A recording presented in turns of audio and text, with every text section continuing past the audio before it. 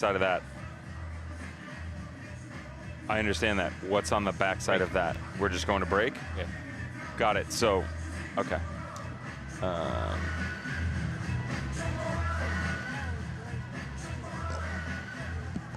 a gorgeous, but here than what's up here. All season long, we talk tactics, streets, where they've been best statistically, but right now, it is about character and who wants to get into the postseason play.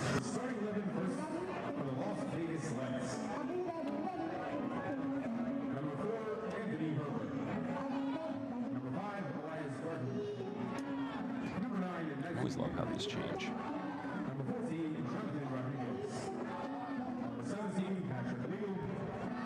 Can't go louder. Diop. Diop. Awesome.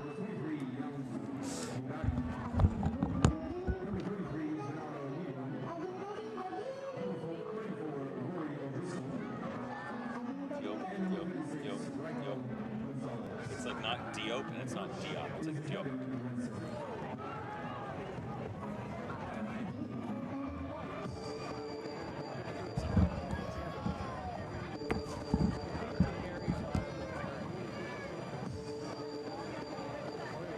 Not only was it not louder, I literally can't hear it. Yeah. It's a good idea.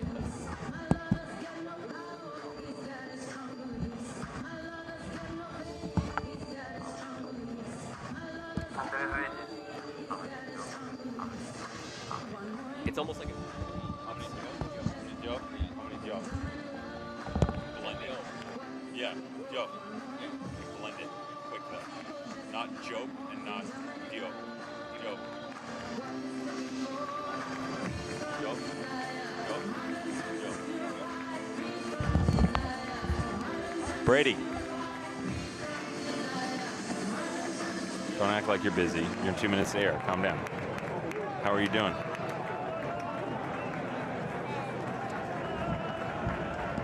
I know, but it's not. I'm not talking about work. I'm glad to hear that. That's the most important thing. Playing Roman Reigns theme song, and that dude's putting the ones up. That's fantastic. Have you taken advantage of anything we sent your way?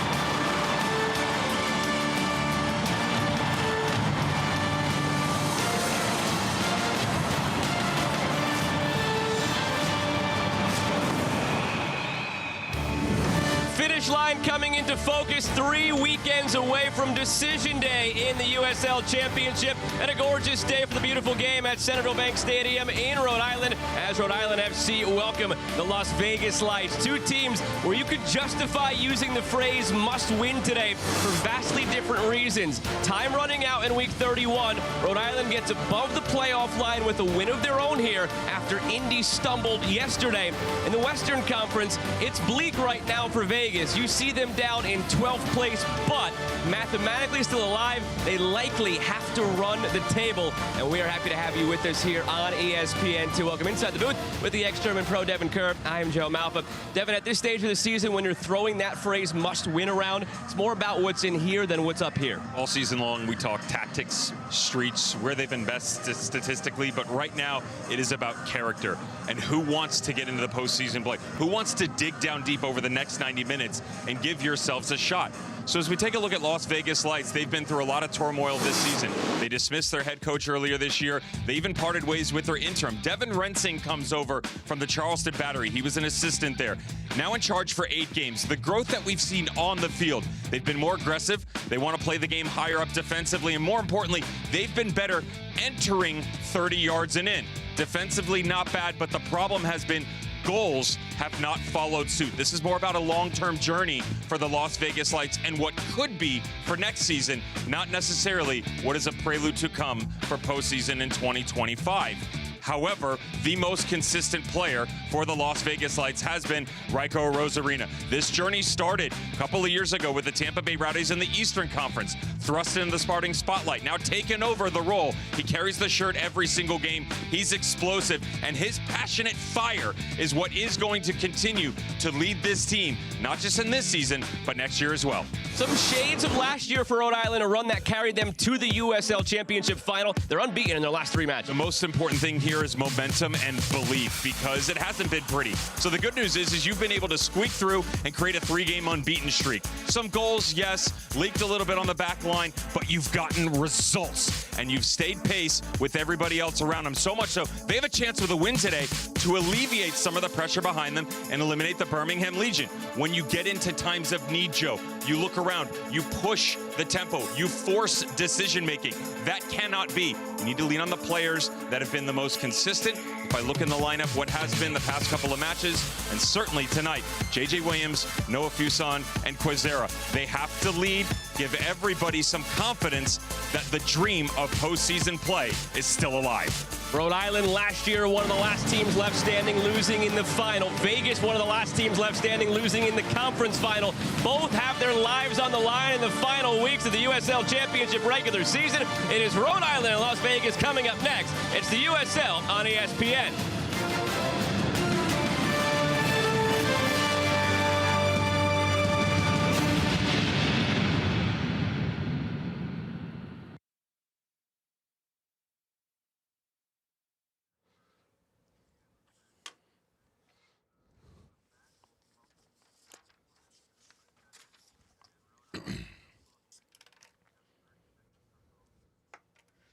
Love it. Tell you. Yep. Brady, what's the over-under on when the cameras go out? I say 26 minute. Okay. I'm going to take the over on 26.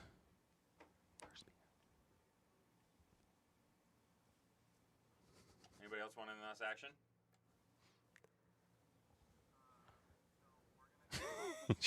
You just going to ignore me all night?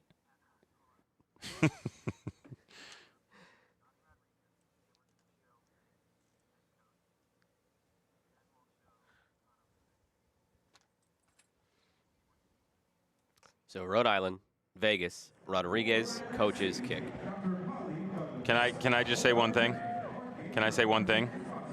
Just based upon time, if we get caught with our pants down and have Johnny Rodriguez and one coach, we're in trouble. So, in my opinion, you need to hit both coaches definitively, and then if you have time, you can do a player. I totally recognize having a player, and if you think you can 100% hit all 3, go with it. Just don't get into trouble and get caught, you know what I mean? So that's a timing thing, and you make that decision. What would you call this? A pink? A salmon? It's orange and pink.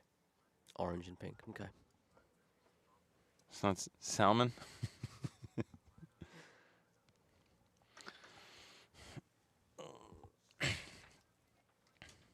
33, 5, 4, 23.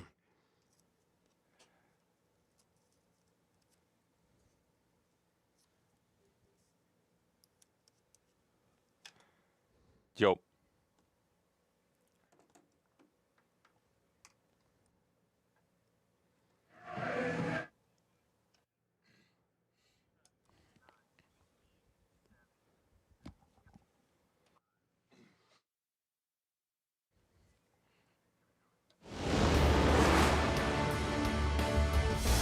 Players making their way out onto the field. The tensions are high in this one because of what's at stake between Rhode Island and Vegas. Rhode Island a spot above the playoff line with a win.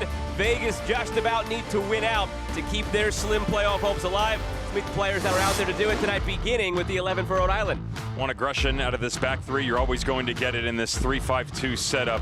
Joe comes into the left side, Krifiyao in the midfield, or in the middle, excuse me, and then Stoneman on the right side. As they move forward, this is where it's going to get interesting. They need to give freedom to Noah Fuson. As he jumps onto that front line, you really want to make J.J. Williams connect with this midfield. He has the ability to wander and then release Albert Dikwa up high. Once they do that, though, they still have to commit more numbers forward into the box for the service that they are going to get regularly from the outside. Devin Rensing, Las Vegas Lights, still sitting this 4-2-3-1. Change on the back line.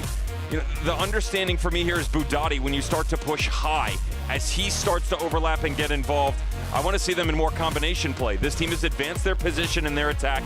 Defensively, when they turn it over to track back, they have to stick together. 11 shutouts is tied for best in the USL Championship season, but when they concede, they do it in droves. 6th most goals given up on the year. Johnny Rodriguez is the man that makes things happen for them in the attack. 8 goals this season. Devin Rensing hoping his star man can get things going early in the right direction. Only his 9th match as the head coach. You can tell the ship has steadied, since he took over. Albert Dikwa on the other end. It's really been slower this year for Rhode Island. Cano Smith, the head coach, guided them to an Eastern Conference title last year. Albert Dikwa, former MVP of this league, only 2 goals though this season. Rhode Island right to left in the blue, Vegas left to right in the pink and orange, and away we go. The only match of the day in the USL Championship, and it is a big one in Pawtucket. Happy to have you with us on ESPN2. Alongside the ex-Sherman pro Devin Kerr, I'm Joe Malfa.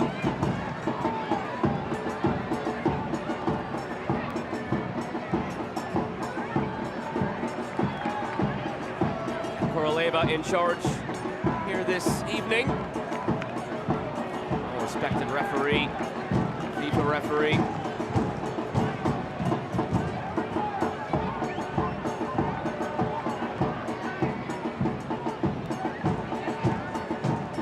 Aravo battling in the midfield. Up against Roy O'Driscoll. The midfield's going to be fun to watch in this one. Aravo and Holstead on the Rhode Island side. Veteran Tommy McNamara now anchoring this midfield for Las Vegas after he signed in mid-August. 200 appearances in his MLS career. Bring Tommy McNamara into the conversation, talking about real experience within the midfield with Giorgio Probo. Those are the pickups we talked about in the open show about how Devin Rensing is starting to add layers to this group. The runway very short for them to be able to get themselves into postseason this year. Mathematically, still a possibility. And given the results that we've seen in the Western Conference, anything is possible. It's wide open. Time of the year where you would think every team would be putting their best foot forward and trying to snatch that last playoff spot or two. It's been the opposite in the West. Nobody wants it right now. That's why Vegas is still alive, and here is Johnny Rodriguez. Puts it back, Rodriguez for Leal.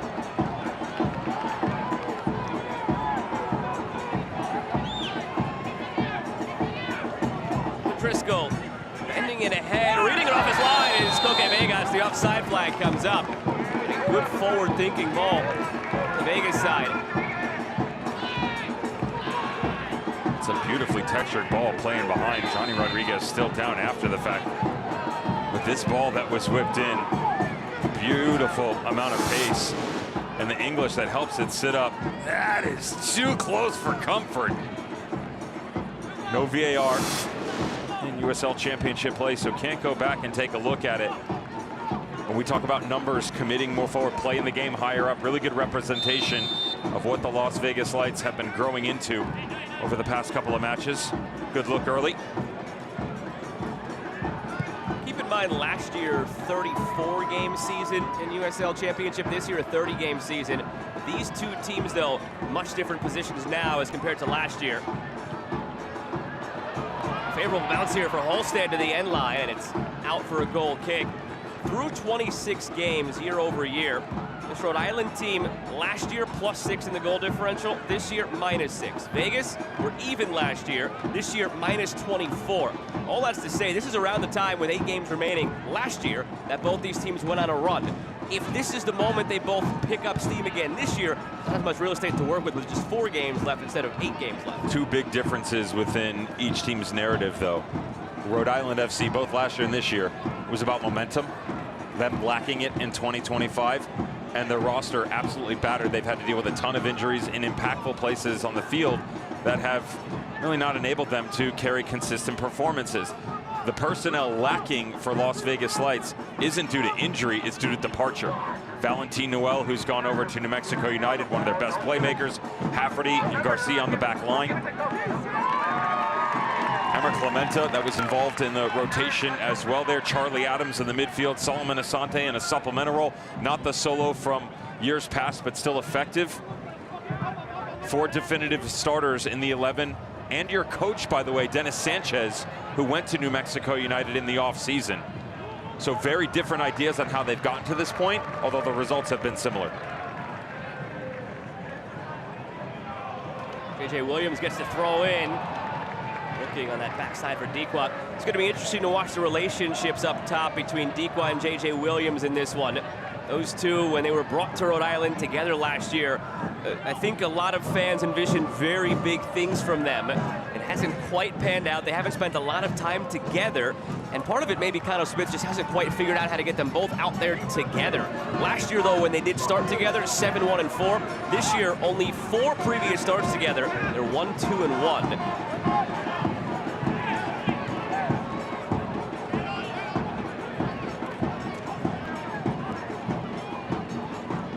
Right now, it's JJ Williams, the tip of the spear. Dequa to the right, Fuson to the left. A lot of interchangeability throughout the day. Anthony Herbert controlling things on the back line. Came over mid-season from New Mexico. And all the way back to Rosarena. Showed you top of the broadcast. He has been outstanding this year, and very much so in a highlight reel type of way. He's capable of the acrobatic, he's capable of the spectacular. Arguably one of the better shot-stopping goalkeepers in the league. Represents his country as well. Started Cuba's last World Cup qualifiers in June.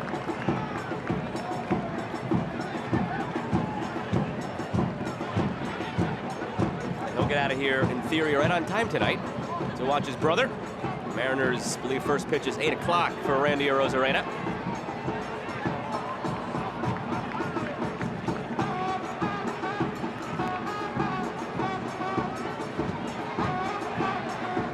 Caraveau.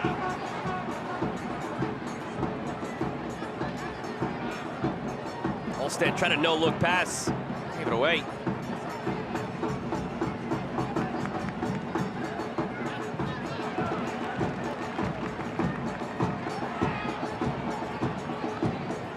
From Williams. Herbert nearly gives it away, puts Budani in a bad spot. Now it's recovered by Rhode Island. Quizera.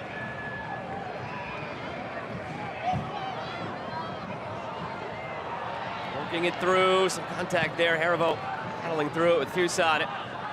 All the way back down.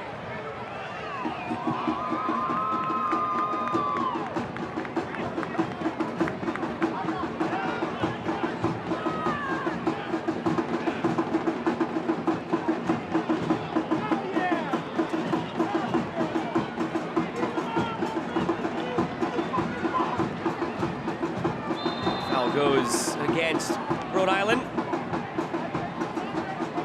This has been fun all season long to see this venue and these fans in these new digs. Year 2 of the existence of this Rhode Island club. As an expansion side last year made it all the way to the final, falling to Colorado Springs. Both these teams coming off their best season ever. Rhode Island because it was their only season ever, so by default. Vegas making the conference final. Overcooked on the service. Fuson to Quizera. Control early belonging to Rhode Island. Fuson.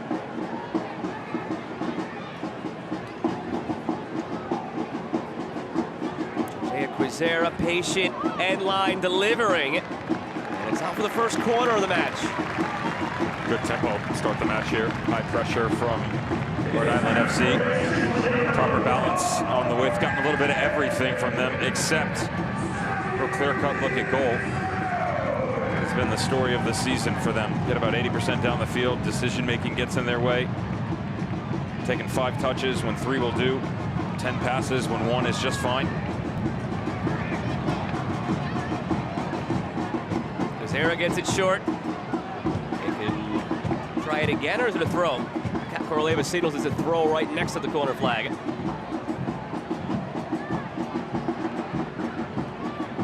Olstead.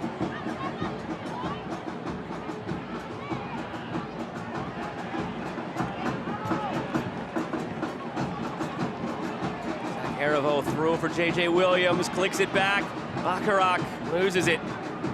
Another pesky play defensively by Rory O'Driscoll in the midfield.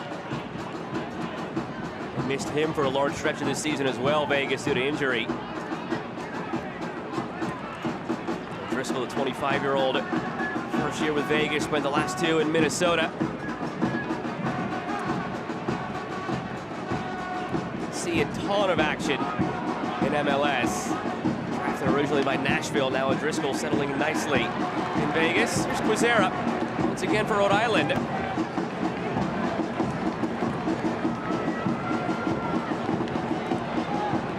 Fuson. Last year when they made their run, these guys got hot. Quizera, Fuson, they were clicking on all cylinders. Felt like every time those two had the ball together down the left side, a goal-scoring opportunity was going to come of it. There's the biggest thing there, the left flank. You know, the tendency of Noah Fuson as he pops out of the midfield is to play a little bit more on the left. They will give him the freedom to make that his starting point. I still maintain the idea of him being able to drop underneath. One of the things that we've seen over this run of games where they've picked up some momentum, certainly chance creation in the final third, has been J.J. Williams coming off and starting to play through him. No, I want to play into him.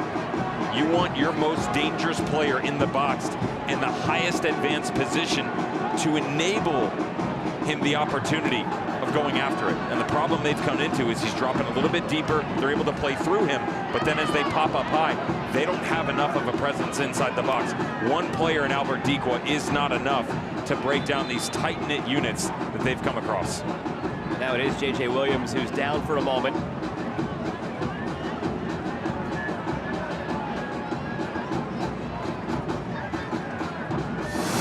Within all of that, no doubt in anybody's mind, one of the best in the league. You're talking about aerial threats inside the box, could be J.J. Williams. This one a little bit further out. Anthony Herbert coming into the picture there. Come over from New Mexico United earlier this season, and that swap with Valentin Noel.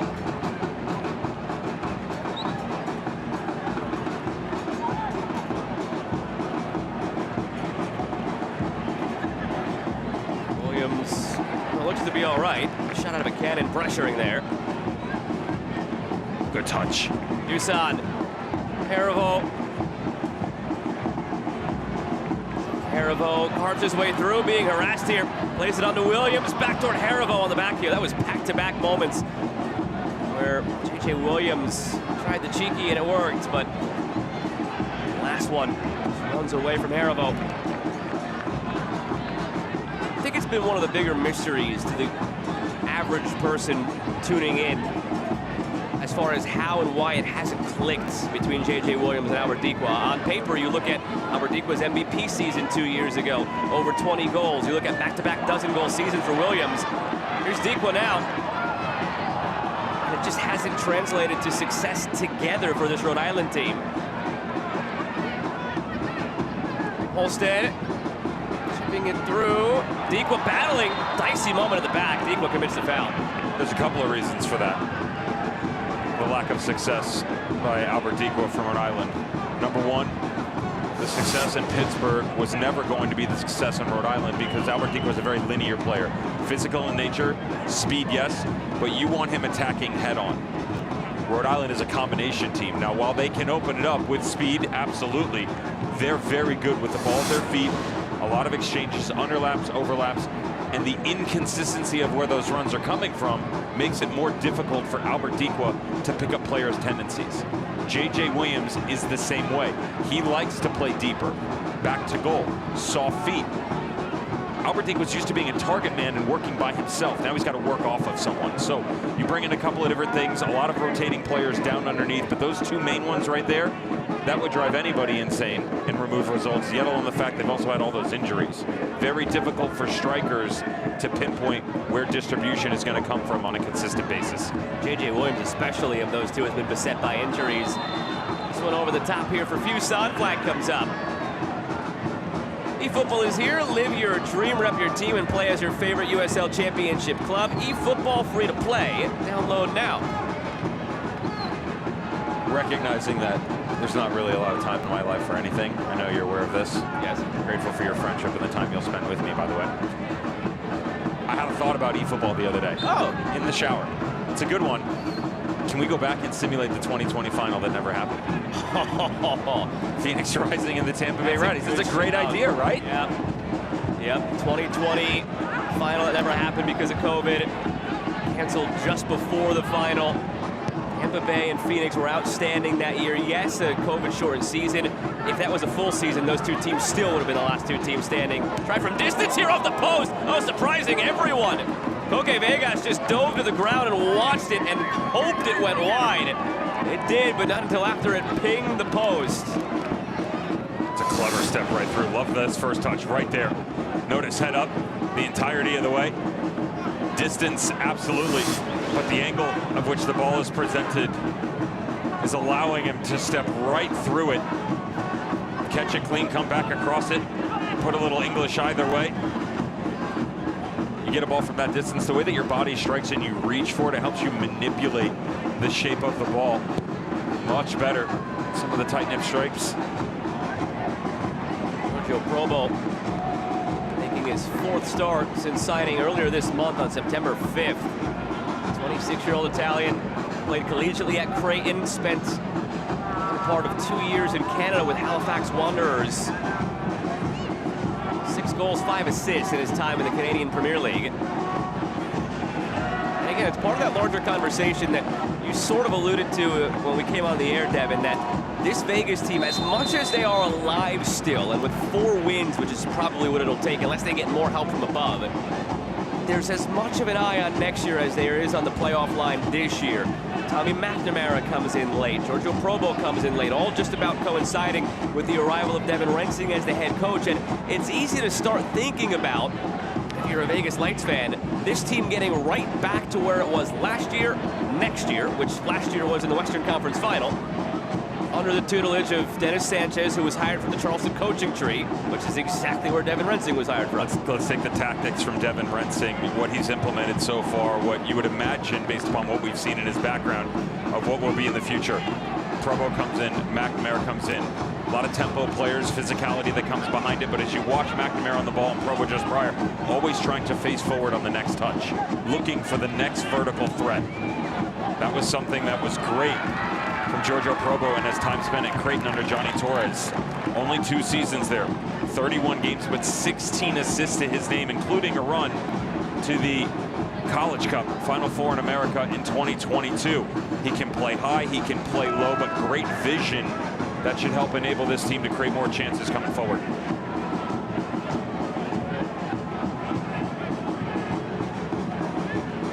Arm stretched out wide for Nigro on that far side, asking for it, and he gets what he asks for, but gets it right back to Probo.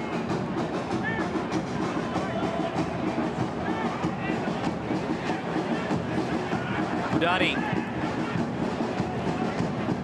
Settling in now, Vegas. Just a little bit. Aravo stumbles through the contact, now it's called.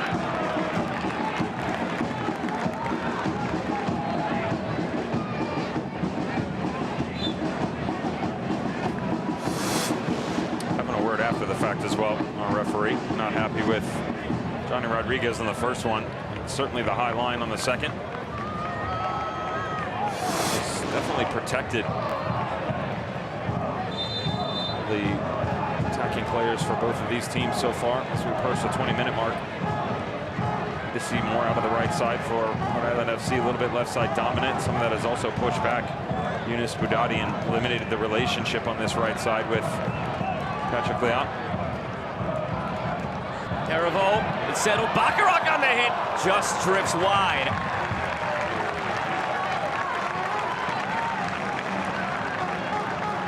Another one of the players that dealt with injury for such a long period of time in 2025 for Rhode Island FC. Impact for sure. Lacks some rhythm since coming back from his game and a bit unsure. The way it hops up off the deck, it does take a bit of a weird spin, and ball's already moving as it clips itself up. Can't strike it cleanly. 90% of the time, you're always going to be rising up on that. That's where your body, you want to come up on that, Joe. Even though the ball's coming up, if you come up above it, you can actually reach it at the same point in time, catch it to bring it back down. Worst case scenario, strike it dead on, keep it clean on target. You mentioned injuries a factor for Bacharach. He was signed before the season by Rhode Island, expected to play a big role. He didn't debut this season until July against Indy, coincidentally the team they're chasing right now, Rhode Island. And with a win today, they would leapfrog Indy into that final playoff spot. Top 8 in each conference make it.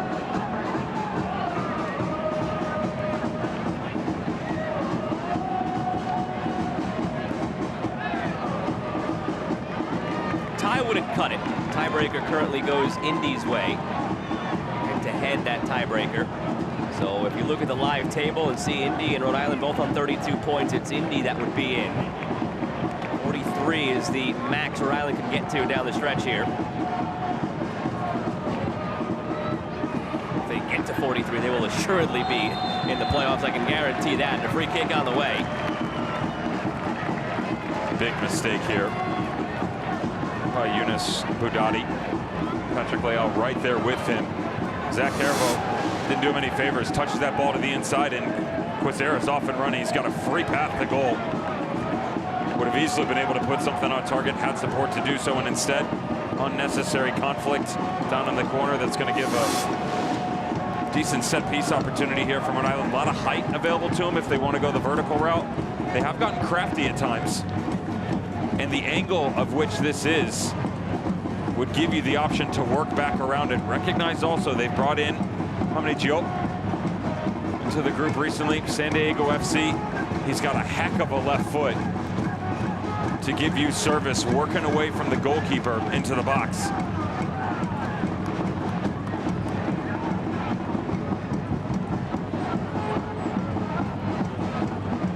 Dequa sort of setting that target right now at the edge of the 6. It will be Diop. Goes right toward where Dequa vacated. You can sort of see what they had in mind, but not quite on the same wavelength. It's a really good ball. If Dequa would have stayed, would have been in an offside position.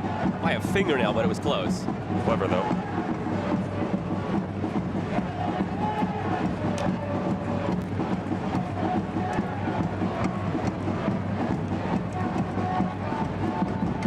Bacharach.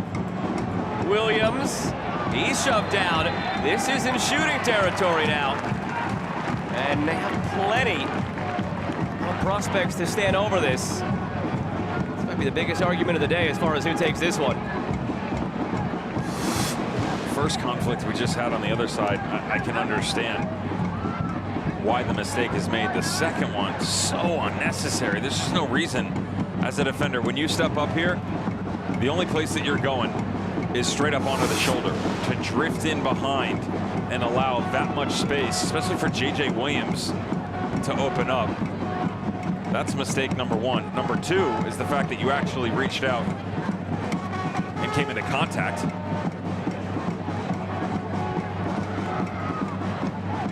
I said it would be quite the conversation here.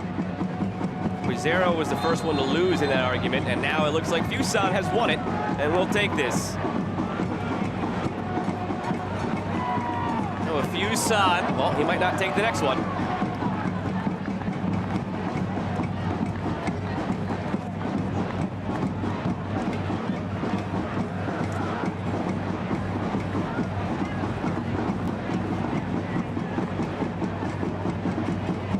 Nearly halfway through this first half.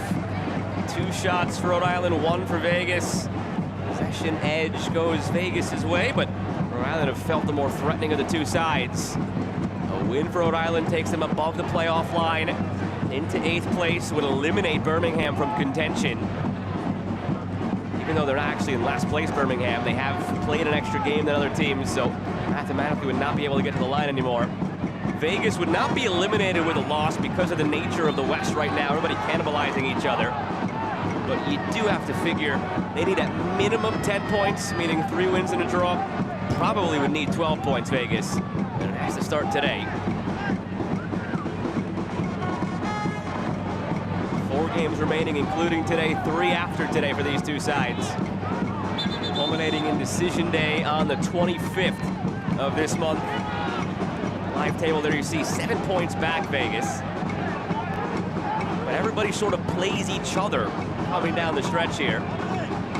There's a reason to believe between Phoenix, Orange County, those teams, that the number ends up probably around 37, 38. Talking to coaches, that's what they believe. Think that 37 gets you in. By that logic, have to be nearly perfect here for Vegas. Hustling Dequa, forcing the header back to a Rosarena. Well, the good news for everybody around the playoff line in the Western Conference is, yes, you're basically going to pick each other off. You get those 6-point swings. Everybody except Orange County, who has New Mexico United and Louisville on the docket. Indy 11's involved as well. There's no easy games for them. They're playing everybody above them in the table. So still the ability to go get points, but teams that have a far better resume and the inability to create distance from those around them. Could get lucky, Orange County. They could be going up against a Louisville team that has nothing to play for by the time that game comes around. That said, you walk into that locker room with Danny Cruz in Louisville City and tell them that. That said, Louisville's rotated squad probably finishes somewhere middle of the table in a playoff spot in and of itself. So there's no even that might be disrespectful, given the way that they're playing right now. One of the best regular seasons we've ever seen in USL Championship history. Would be the best. If they continue on their winning pace on a points per game basis, it will be the best season in league history.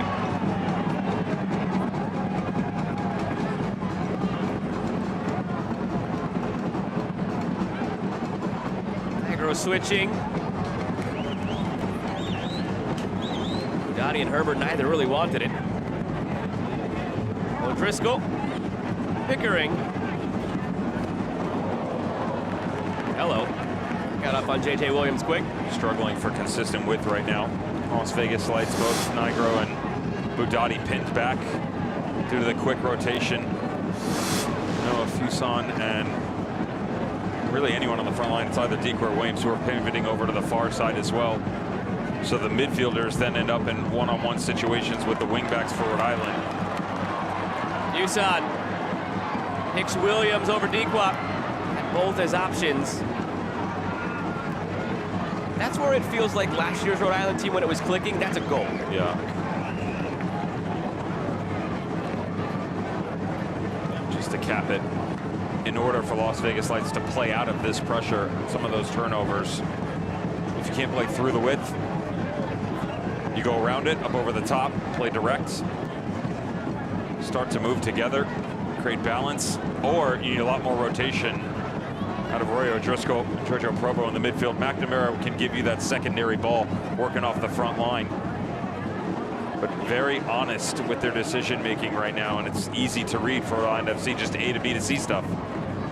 Olstead launches the long throw. Rosarena comes out and gets his fist to it. Diop.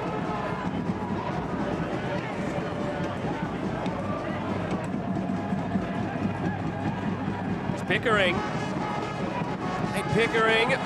Wanted to switch. Space on that far left side, but it's blocked.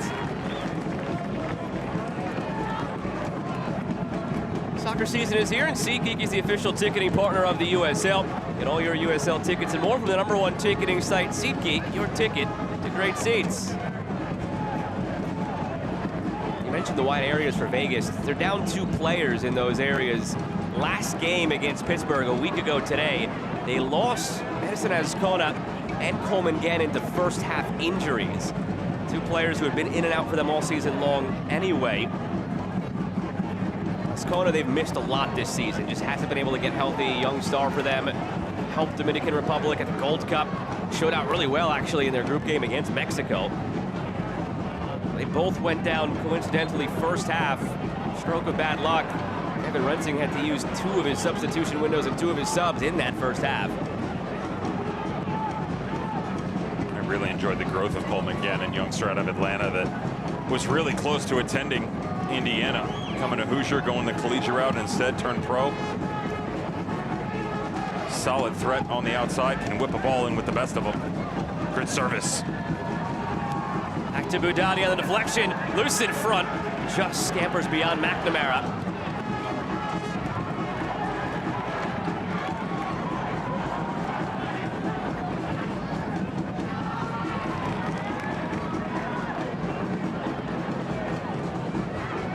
O'Driscoll. Nigro. 25-year-old from Livingston, New Jersey. Spent time in Italy with Roman Potenza before joining Real Salt Lake's organization. Now in his 2nd year at Vegas. He wants it, not that back post he was calling for. It sent that way.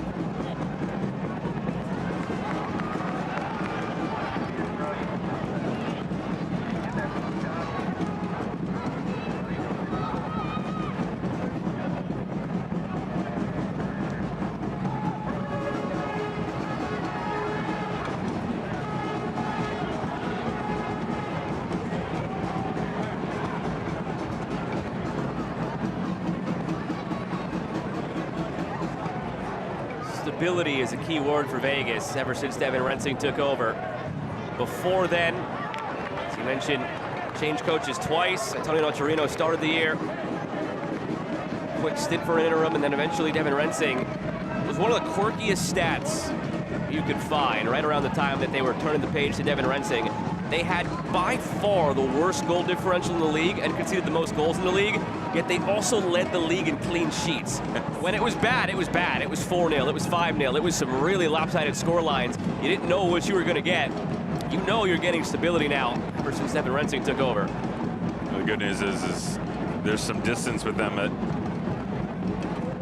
the bottom of most goals allowed in USL Championship play. They're now 6th worst, so, you know, not the headliner. And yet still, Marco Rosarina has been constant in goal. I will say that as they've started to progress higher, they have opened up a little bit more space within the midfield and back line. I don't mind it right now because it's part of the growth process. The odds that they're going to get into the playoffs are very slim. Now, mathematically, sure, anything is possible. We joked about it earlier that with all of the wacky results that have been the Western Conference, it could be, right? Dreams do come true. Law of averages tells you different. So you need a foundation to build on, and also recruiting, something to show players that you're bringing in of what this team is capable of come next season.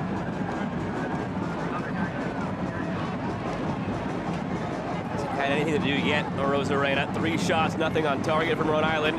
1 shot not on target for Vegas on the other end. You and I sort of chatting and going through the possibilities of this game and playing it out beforehand. You and I felt the goals would be at a premium and that one might do it on a night like this. So every moment crucial. There's been some feeling out. There's been some tight moments. The way these two teams have been playing and given what's at stake, all it might take on a night like this is one. These two sides have to be able to cash in if and when the moment presents itself. Hasn't presented itself yet for either. So the advanced stats we get, the expected goals bear that out. 0.1 for Rhode Island, 0.01 for Las Vegas. So it's been tight through 32 minutes. Certainly the goals have been more aplenty on the Las Vegas Lights side, but the narrowness of what the results have been to come by for both of them, really difficult. Las Vegas Lights in their last 8 matches, only 1 game that wasn't decided by 1 goal or less. So there's where you talk about how it's gotten a little bit tighter. They're still able to produce on the attacking side of the ball. If you look at all competitions for Rhode Island FC, similar conversation. only 1 goal in their last 10, or 1 game, or was it gets decided by 1 goal or less.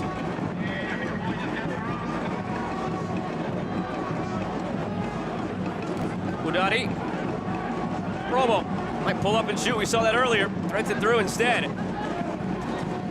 Leal. McNamara. Tommy McNamara goes for goal, scooped up by Vegas. Rodriguez was lurking.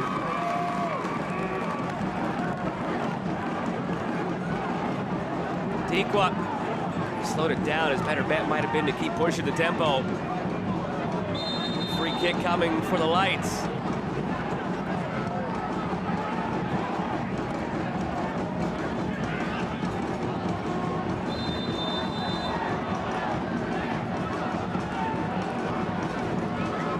Better from Las Vegas Lights. Love the misdirection of the cutback across. The product at the end lacking due to frustration. Last 3 trips up the field, Tommy McNamara very frustrated by the lack of movement and rapidity of ball distribution. So he gets 1 look at goal, 25 yards out. I would have done the same thing. You are at least testing the goalkeeper, because just outside of the half-hour mark, Koke Vegas has had nothing to do.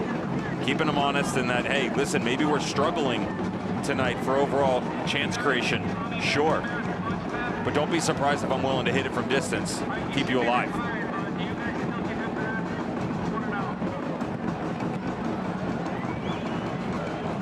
That was also our first real reference of Johnny Rodriguez in this game, but that just goes to show the role he plays. He is a poacher's poacher and was nearly there for either a redirect or a rebound if one existed. 1,000 goals each of the last 2 seasons in Oakland.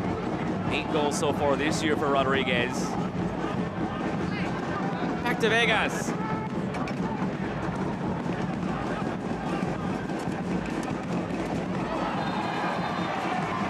Rodriguez showing up again, but not in a positive light. It's a foul down in the corner.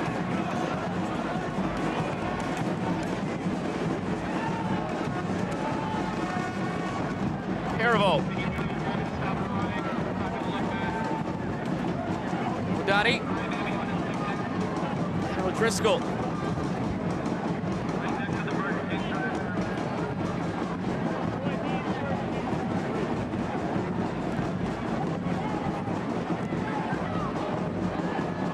Flag stays down. And Pickering in behind. Pickering centering.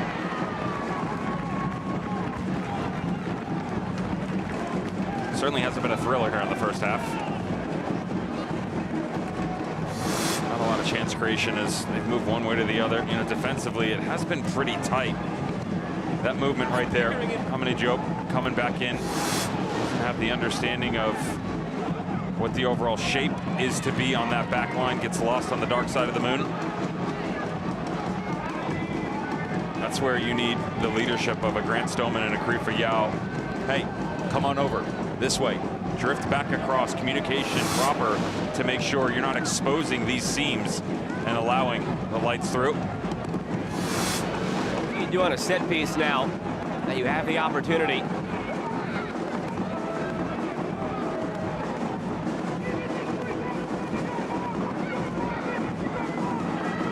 Probo drops it in.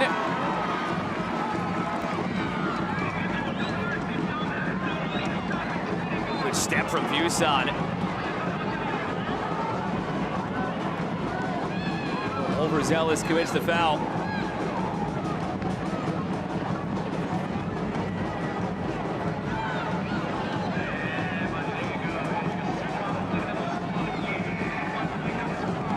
Budati. For handball there. Rhode Island. Doesn't really matter in the end. Ends up as a free kick anyway. What you're seeing is much quicker decision making from the Lights coming off the back line, the higher advancement on the wings and more movement up top. Exactly what we talked about the 25-minute mark. How you are going to find success within this game. Add some highlights to their greatest hits. A lot of it has come down this near side, the left side though, for Rhode Island. On that far side, Albert Deekwa, Hugo Baccarat got to be saying, come on over. There's plenty of space over there.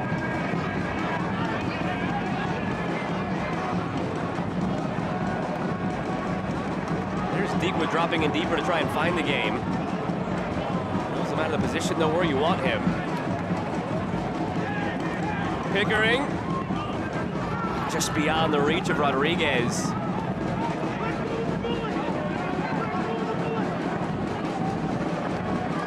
Dominant 15-minute stretch here for Vegas. 78% of the possession in the last quarter hour. Rhode Island, the aggressors, more early. League is starting to strict here toward the end of this first half.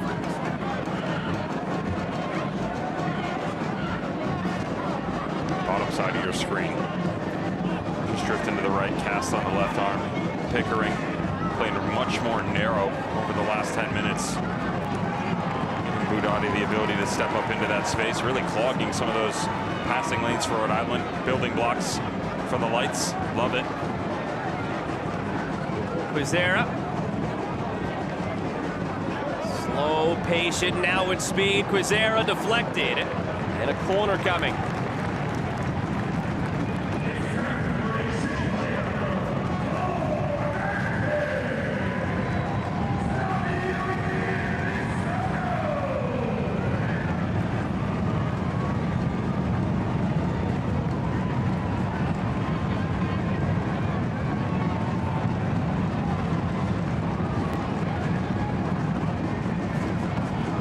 Quizera came over for a look. Fuson just shook him off. On the service from Fuson. Really had a chance. Paravo. He drops one in. Rosarena punches clear, look out. A heavy collision. Immediate yellow for Bacharach. The rest of the group coming over, serving as the bodyguards for their keeper. Not good. This is a really heavy challenge on the goalkeeper. And yes, a lot of times you'll see referees protect netminders, but from this distance, usually it's a little bit more of a gray area, but it's because he leans right into him. Oh.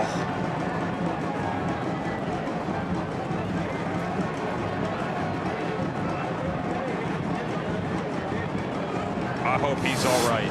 That is scary scenes for Rosarena.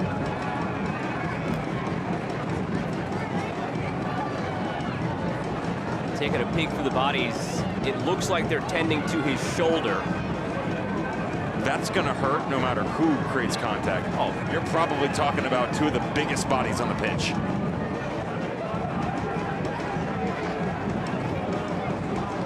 For Rosarena, the bodyguard for that back line.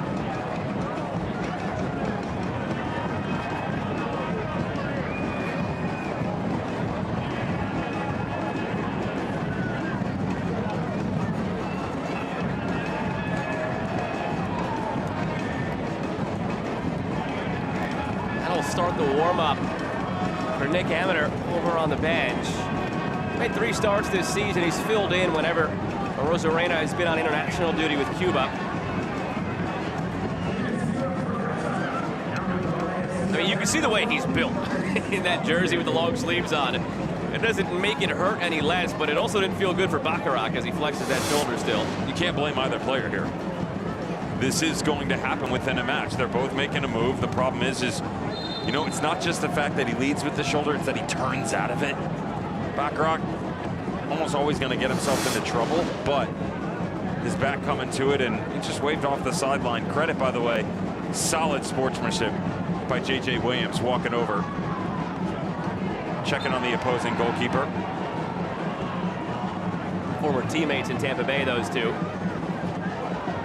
J.J. Williams and Michael Rosarena back in 2023.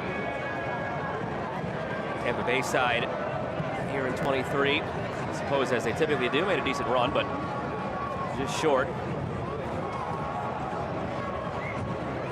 And to head toward Williams. Runs out of room.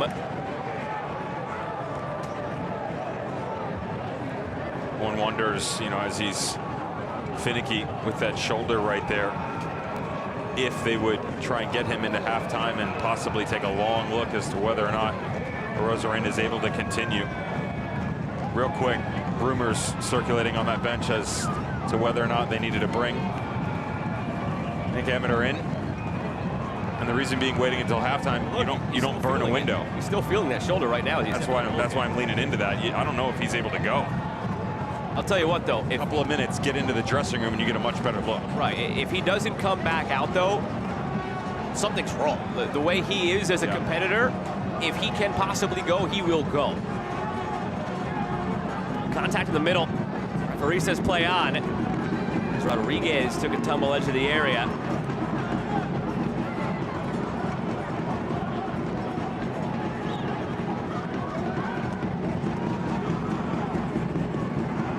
Pickering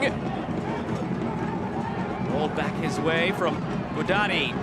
Space for McNamara. Wide for Nigro. He's one of the better deliverers of the ball with his left foot from that left side. Didn't exactly cloak himself in glory in that moment. Still, Vegas finding space, controlling the ball.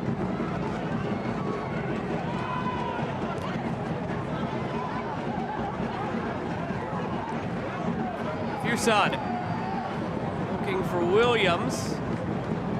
We showed you the stat a little while ago that over that 15-minute stretch, Vegas had nearly 80% of the possession. That's something that was missing earlier this year before Devin Renzi came in and they stabilized themselves. I don't know that they could have had a 15-minute stretch like that earlier in the season. And they've continued it here toward the late stage of this first half, just exerting control of the ball in the spaces. So strange that it wasn't a part of their DNA, considering that's what Dennis Sanchez injected in them. The 2024 year, second biggest point turnaround from season to season outside the 2022-2023 Charleston Battery, who made it all the way to USL Championship final, falling just short to Phoenix Rising.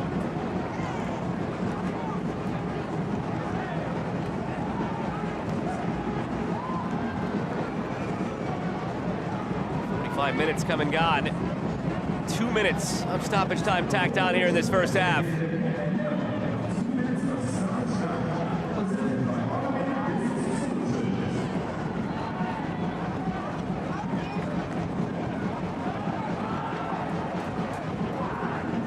Olstead.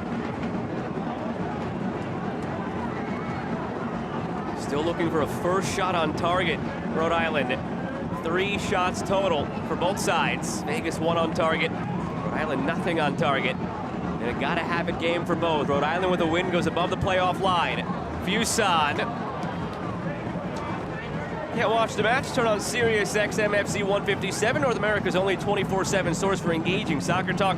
That includes USL All Access on Tuesday nights, plus live matches from the USL, MLS Premier League, and more. All on Sirius XM FC 157 and the Sirius XM app. You know what you're going to talk about yet on Tuesday? Have you got that far yet? Or are we still on Sunday first? I don't even know what day it is today. Sunday. Sunday. Sunday. Felt more like Saturday Night Fever on this beautiful afternoon.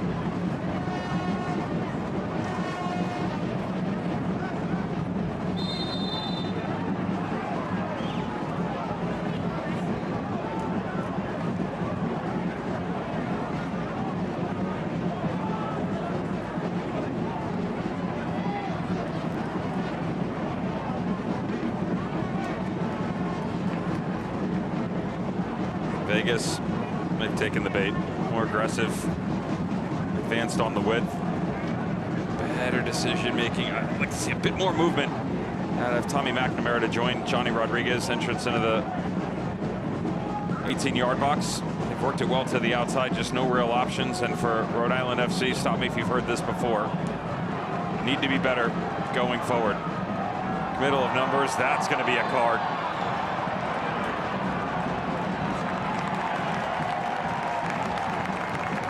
Doesn't matter how pretty it can be off the back line, how physical in times of need Rhode Island FC can produce. It's decision making coming up high. That's where they've struggled.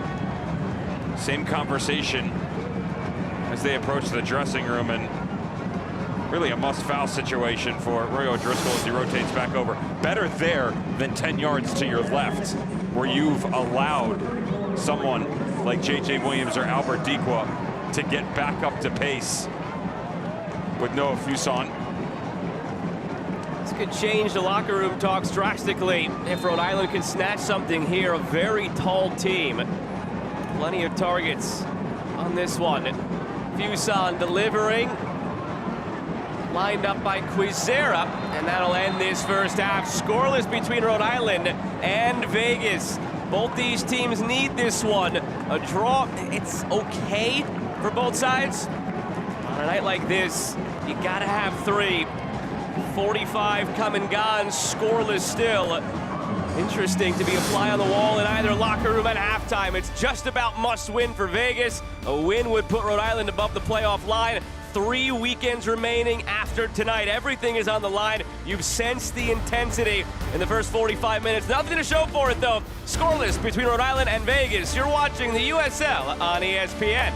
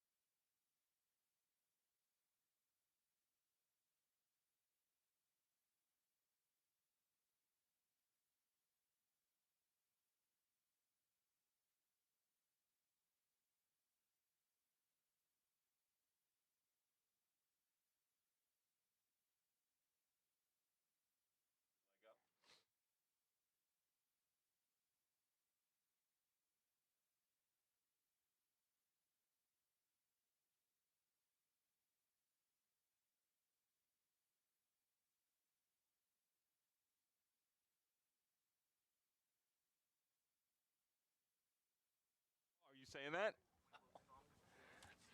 We got to get that one. We got to get back in black too. Can we say hell? I don't know. Probably. I'm not doing it. I'm not saying hell.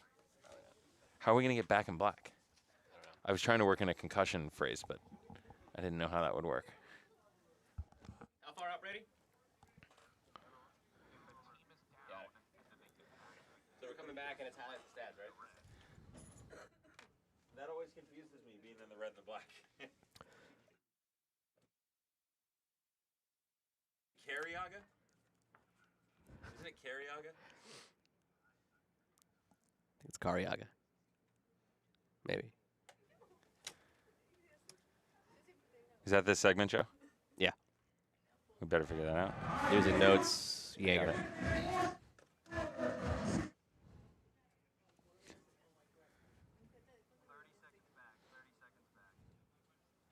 Care. Care? Knew it. Oh.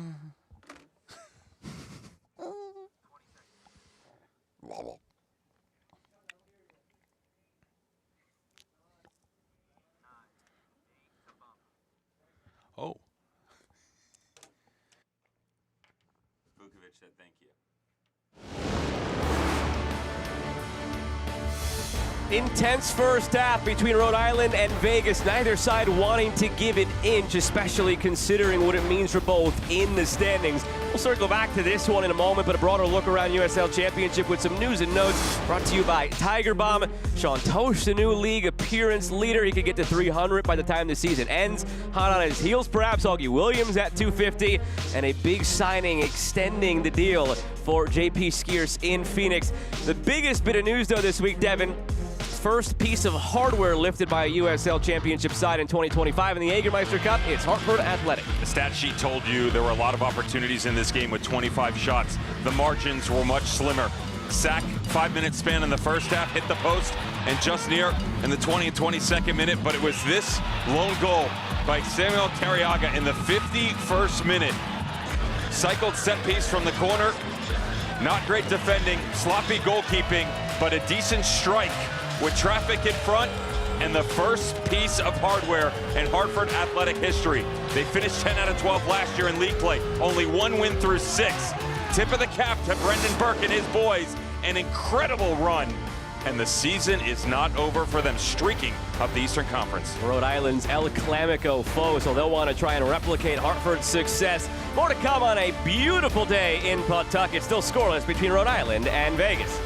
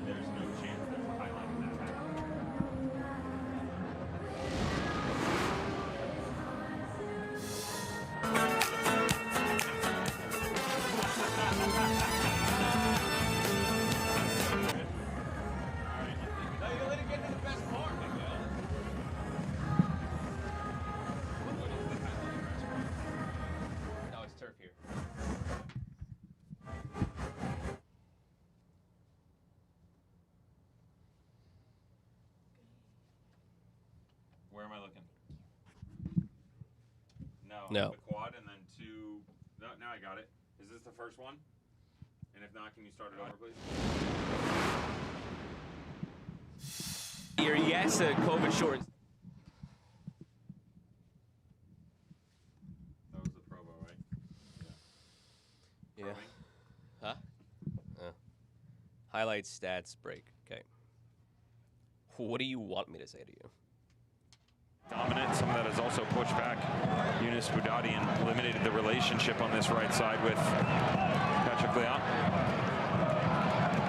Terrible. It's settled. Baccarat.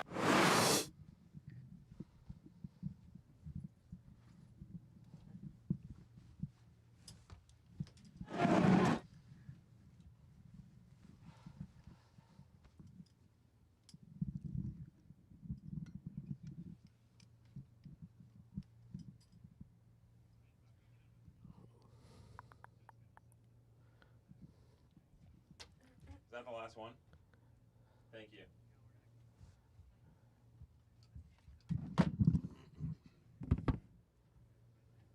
Okay. I'm going to shred both of them. Okay, so I know how to come to you then. Cool. Good to know. I know how to come to you. Okay.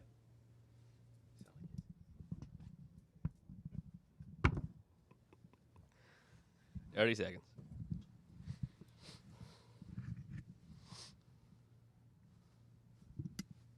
Leave that one side. That's not straight. No.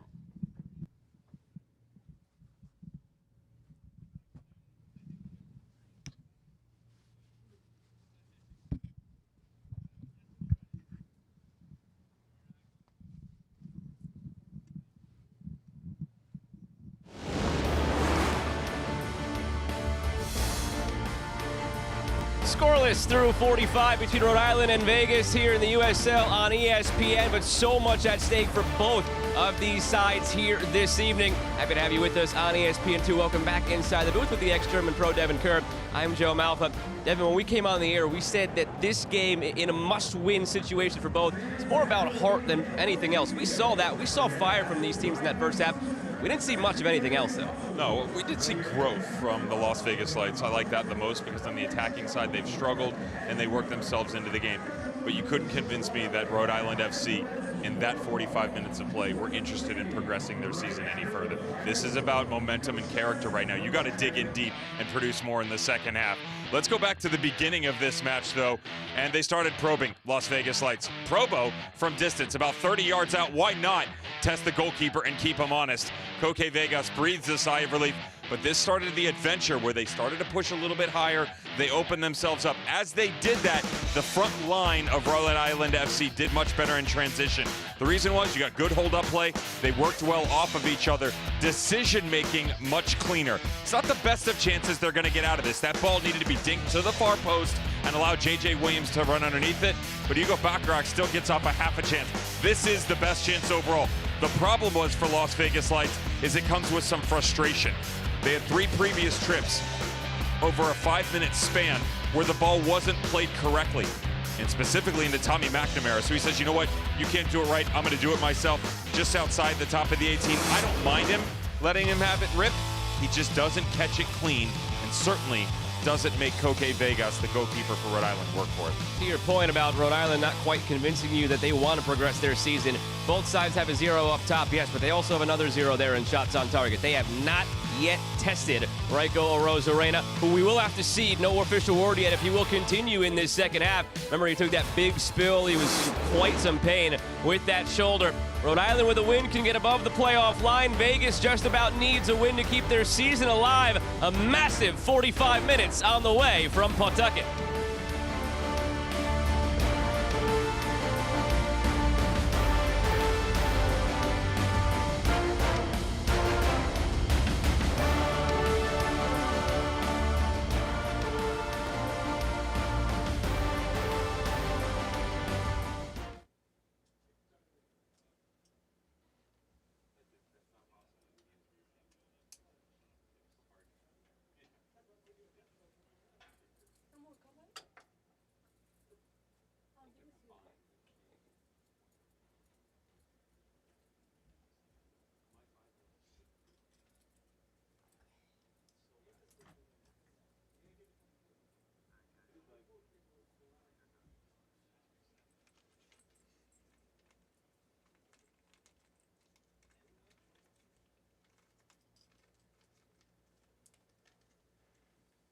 I told people coming in this game that it's 1-0 at most, 0-0 likely. I didn't think it'd be this bad.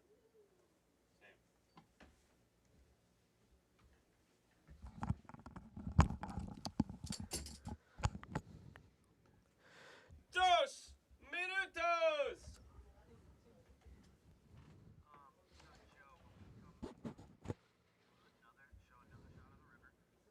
You love this river, dude.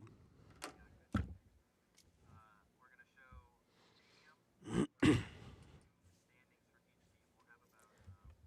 only tomb about this game is these two teams having a tombstone because they're dead. Every time we touch, I get this feeling. Go to the next era of albums. Okay. Aren't we done anyway? Huh? We have 1 left. 2 left. Oh.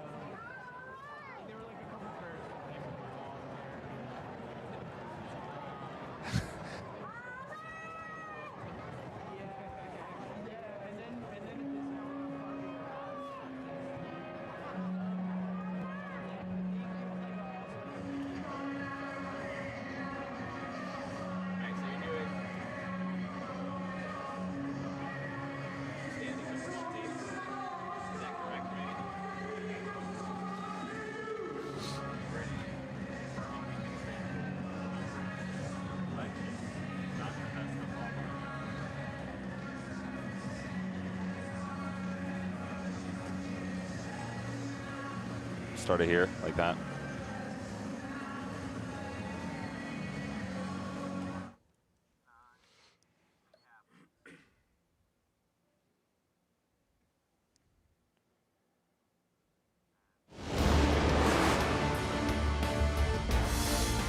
Don't think you could have asked for a better day for soccer than what we have here in Pawtucket. Think you could have asked for maybe a little bit better from both of these teams after the first half that we saw. That's going to spark some changes to get things going in this second half. We'll get more on that in a moment, but here's what's at stake as Rhode Island comes together, brothers in arms, right below that playoff line in 9th place. They need to win this game to get above that playoff line. Indy have the tiebreaker on them. So this is massive. There'll be 3 games remaining after tonight. Time slipping very quickly for Johnny Rodriguez and Vegas. They're in last. They're only 7 back, but there's 3 games to go after tonight. You figure they need 10 points from their final 4 games, including tonight. So even if this is a tie, they're still alive. It just means they then have to win each of their last 3. That's why it's a must-win for both these teams, even though it's not quite a must-win. Neither could be eliminated. We're not there yet. But if they want realistic shots at the postseason, rather than mathematical shots at the postseason, this has got to have a game tonight, and that's why the change already made. Stefan Stojanovic into the match for Patrick Leal on the Vegas side as they go right to left in the orange and pink. Rhode Island left to right in the blue. We're glad to have you with us on ESPN2 with the ex-German pro Devin Kerr. I'm Joe Malfa. 45 to go. Will it produce a winner here tonight? And we got to have a game for both.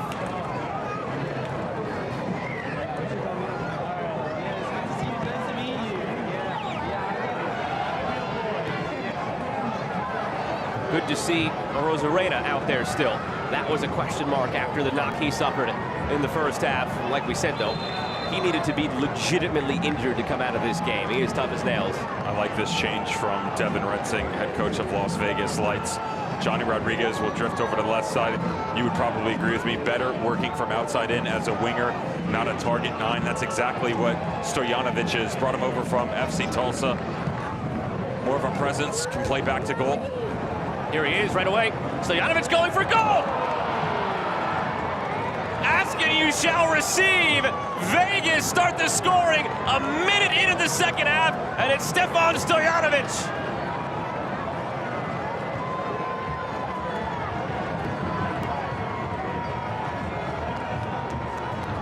From A to B to C. Skipping a hop in between, works on the far side of the field. The way that it makes itself through the middle is absolute perfection. Very clean. 2 touches, traversing 50 yards. McNamara doesn't catch it clean. But this is what you get out of prototypical number 9. Movement off the ball, knowledge of where the goal is at, and the scent of the bottom corner.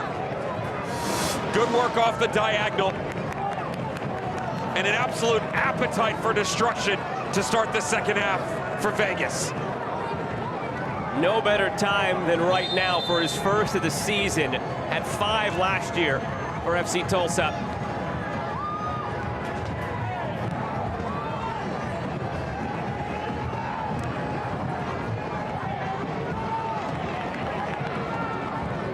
This is a dangerous position to be in now for Rhode Island, because Vegas all season long, even when they were at their worst early in the season, had a knack for keeping clean sheets.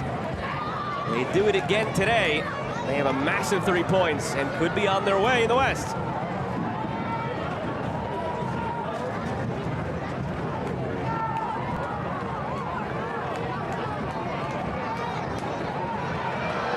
Quizera looking corner.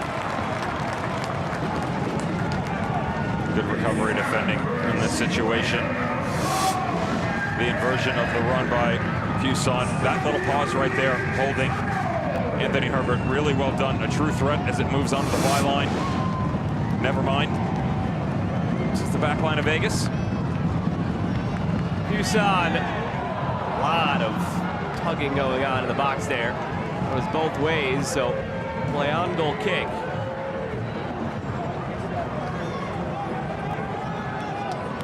Don't you love it when you're a manager? You make a sub, he scores, what, 30 seconds in? Oh, it's brilliant. I mean, you look like an absolute genius. And a journey for Stojanovic. That's a very interesting one. The last name would lead you to believe he's an international. Not sure, actually born in the USA. Chicago, Illinois native.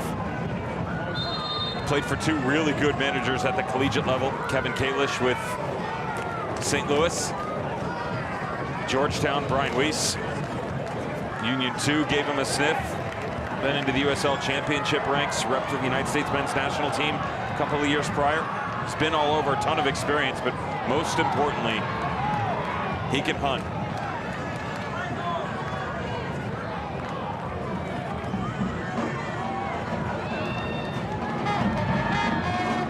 And you never know when it comes to strikers like that. You get one, the floodgates open. It's his first of the season. If that's a man that you can get going now, and you referenced it, Johnny Rodriguez now coming off the wing, if you can all of a sudden get their confidence going and build a relationship, we said mathematics and reality are two different things for Vegas. It does start to become a little more realistic if you can actually count on that. The departure of Valentin Noel created a void of really creativity. It struggled before it because of their lack of capability of being on the ball possessionally on a regular basis, something that was really a mainstay for Las Vegas in 2024 under Dennis Sanchez. But as you bring these players in, Probo, McNamara, Stojanovic comes in, you get the combination of Stojanovic and Rodriguez. Well, now you're talking about brothers in arms.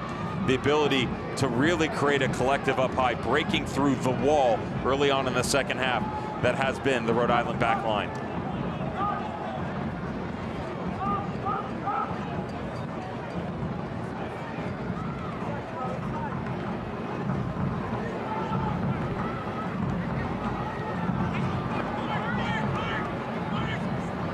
O'Driscoll.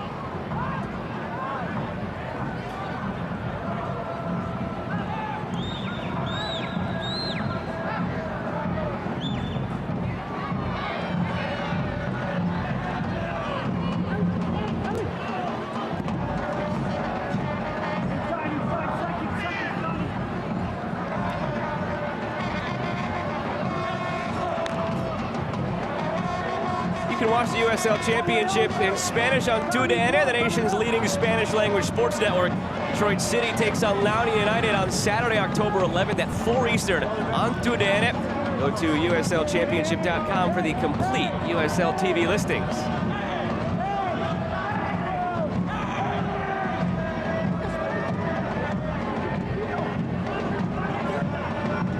Holstead ending it toward that back post. Bomb header back to a Rosarena. How many would actually attempt that instead of just flicking it on?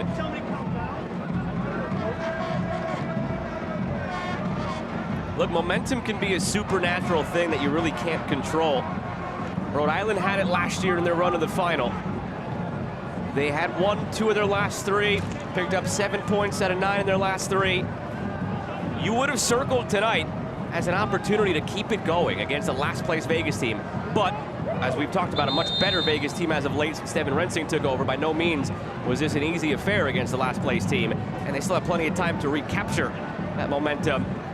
But if they lose this game at home against Vegas, you're starting to really question Rhode Island's ability to actually make any sort of run this year.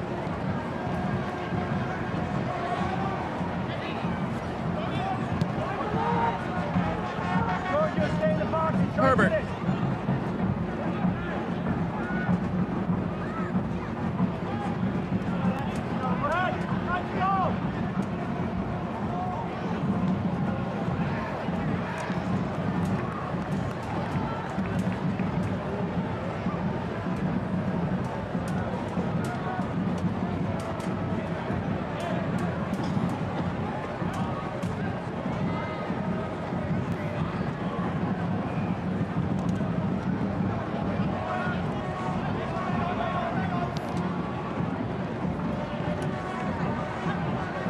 Rodriguez. I don't think Vegas have really relinquished any semblance of possession ever since the midway point of that first half. They've been in total control and now have the lead. Side flag comes up on Stojanovic. Okay, Vegas gets a little applause from the crowd for the way he pawed that over the bar casually. I think the big question tonight for Rhode Island as you go deeper into this game is where does the attacking power come from off the bench if you need to push some buttons? Usually it's one or the other of J.J. Williams and Albert Dequa. They only started together 4 previous times this year. Noah Fuson has had instances where he comes off the bench. All 3 of them start tonight. You've got Dwayne Atkinson, Jamaican attacking player on the bench. Hamish Shapiro-Thompson can help things in the midfield in the attack. Maxi Rodriguez, you know what he did last year with Detroit City, 15 goal contributions.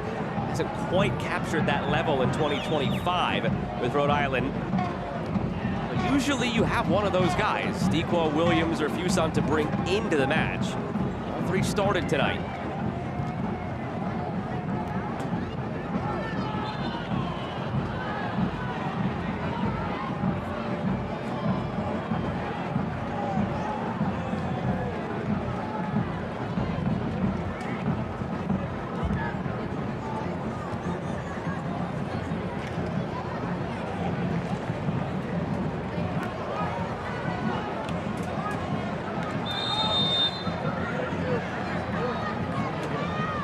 answer that question I posed a moment ago. Smith just called a couple players over from the warm-up area. Subs are imminent. One of them appears to be Maxi Rodriguez. As I mentioned, 15 goal contributions last year for Detroit City. There's 3 goals, 2 assists this year. Harivo.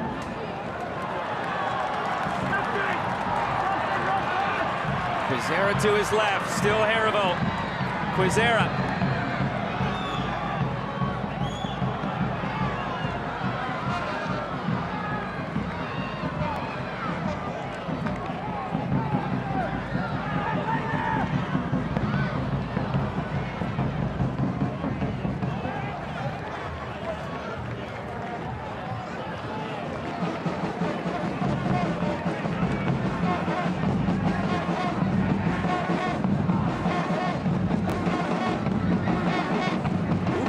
For these 2 subs for Rhode Island is going to be very telling and interesting to see where Smith's mind is, down 1-0.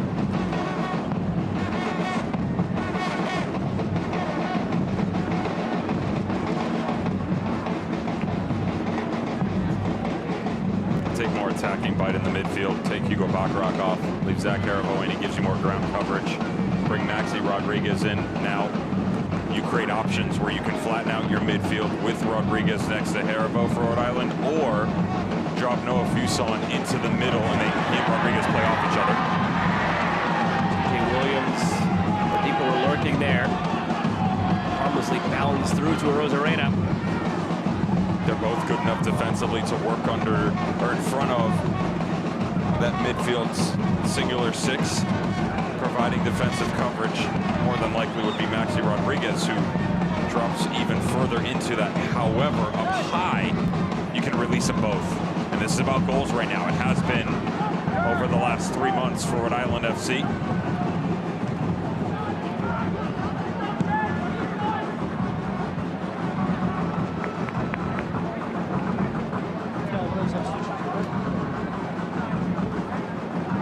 From down between the benches what those subs are. We'll mention it in a moment.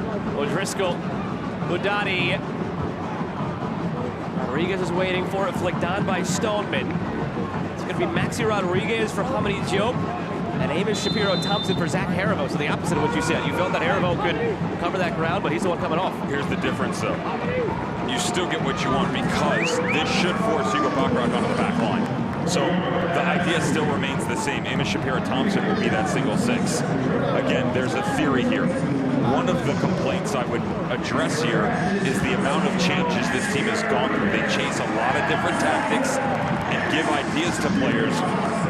When again, you need to limit what that is going to be, especially at this time of year where you've struggled. Stick to what has worked for you best. You start rotating too many things, it's very difficult to create tempo within that.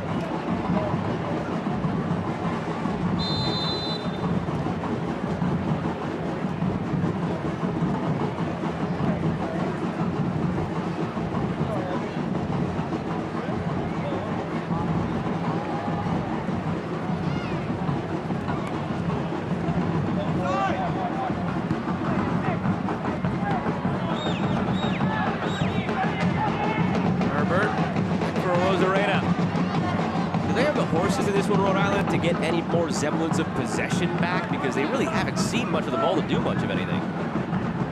That's the bigger question. If Vegas keep this up in terms of total control, I don't see a way back in this game for Rhode Island.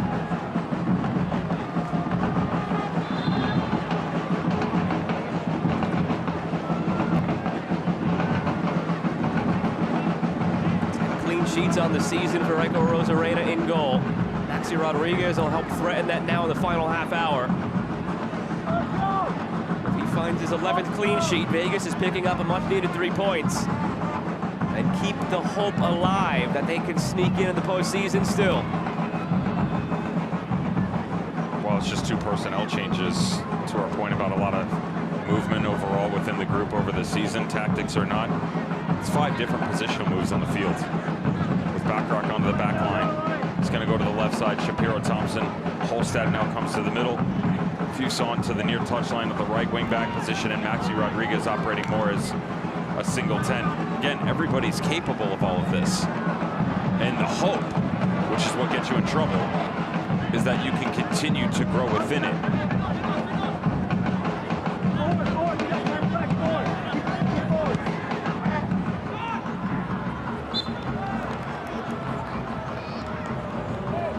And you'll see more of this too now. With the lead, some gamesmanship perhaps, slower to get the ball back into play, and the lead because of that man, Stefan Stojanovic, scoring in the first minute of this second half. Well, there's certainly contact. It's a foul. Great job, utilization of the body there.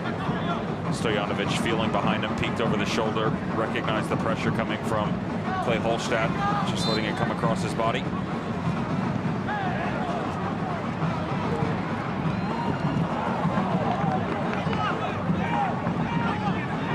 We're gone, half hour remains. Las Vegas, a 1-0 lead. And the live table, it moves them from 12th up to 10th. And they would be 5 back of the playoff line with 3 games to go. We've had you with us as Sunday afternoon has become evening in Pawtucket. The ex-German pro Devin Kerr, I'm Joe Malfa. USL on ESPN. 3 weeks from decision day.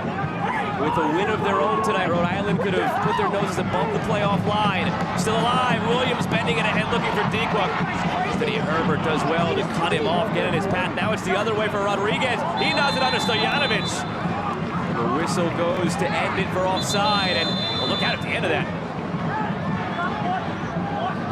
Yellow card shown to Karifa Yao, who's fortunate there's no VAR because he would have gotten sent off if there was, possibly. Is that an open hand or a closed hand that he threw at Stojanovic? Let's see. Stojanovic picked up a yellow for his role as well. No VAR, so what we're about to show you doesn't matter either way. The yellows will stand. That was after the fact, Stojanovic knocking the ball away. Comes right here. Closed hand or open hand? Oh! Open hand, but still up near the head and the neck. Thought it was higher in the moment. Same. Yellow for each fair.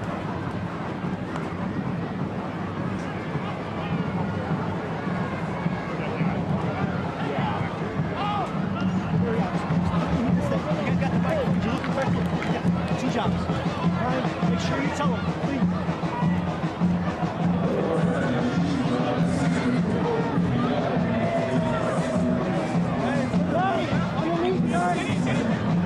Come on, step it.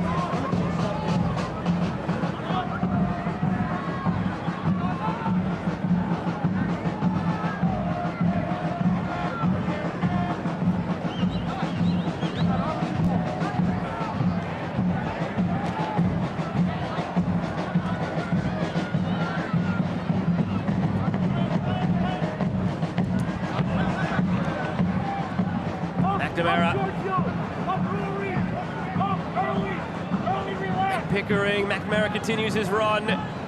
Rodriguez had to slam on the brakes, couldn't get back in time. I like what they've done in the midfield, though. They brought McNamara a little bit deeper here and released Pickering on that far side. Johnny Rodriguez also playing narrow, so it's prohibiting the ability to find this seam into the front line for Rhode Island FC, but quick coming off of some of these possessions from Las Vegas Lights. A to B to C, really fast. We're seeing more space open up. Moments like this where they're just stepping through the pressure.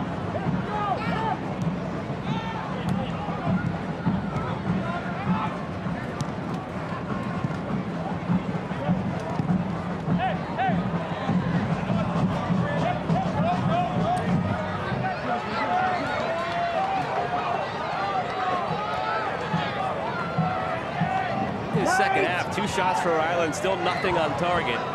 First half, they had 4 shots, nothing on target. I get something going now. 25 to play, down a goal. Stefan Stojanovic in the first minute of the second half. His first for Vegas. Over from Tulsa, where he had 5 goals last year.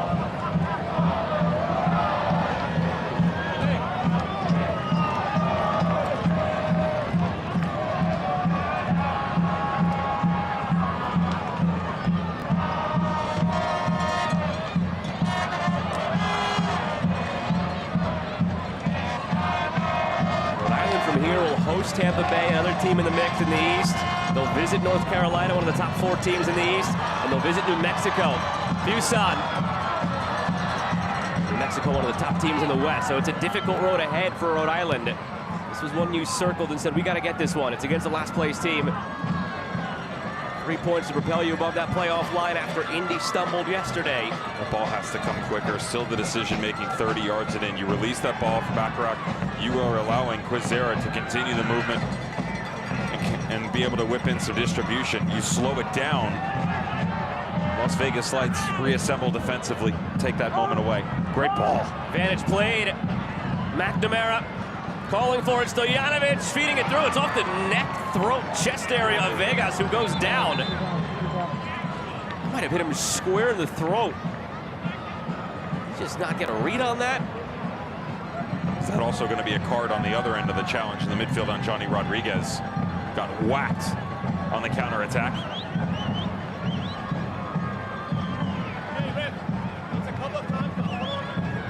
Go from the first one.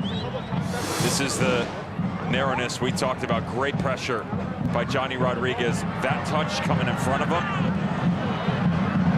Probably not going to be a yellow after the fact. It's a slight touch. It is a foul. It's not stopping a promising attack, though, and then knuckles on Koke Vegas here. It's not often you see a goalkeeper of his resume make a mistake like this. Maybe the lights caught his eye. It's a strange moment from him. Incredibly, and now we're focused on the throat, the chest where the ball hit. They're actually looking at his left leg, his left foot area now.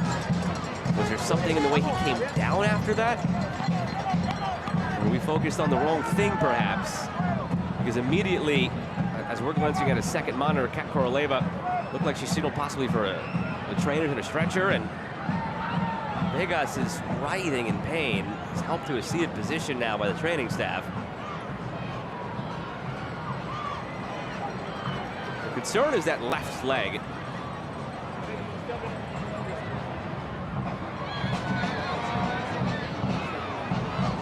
The initial replay, certainly in real time, but on the initial replay, didn't feel like I saw anything unnatural. Always concerning in general when a player goes down, but certainly when it's non-contact, what you could consider off the ball. It's his left leg as he comes down. We were focused on getting hit like in the throat. Oh, that left ankle twist. There's a better look. Yep, the left ankle pops underneath him. It looks like he might be done. Jackson Lee is up and ready. They have the substitution card in hand. Kano Smith just nodded to him to go over toward the halfway line. So that we're clear about if this takes shape, you never want to see injury. But if there's any team in the USL Championship that's more prepared to handle it, the goalkeeping core of Rhode Island FC are certainly the team. Koke Vegas, Jackson Lee, incredible goalkeepers. Different, solid seasons. And where Jackson Lee would be 100% the first choice goalkeeper on any other team in the championship.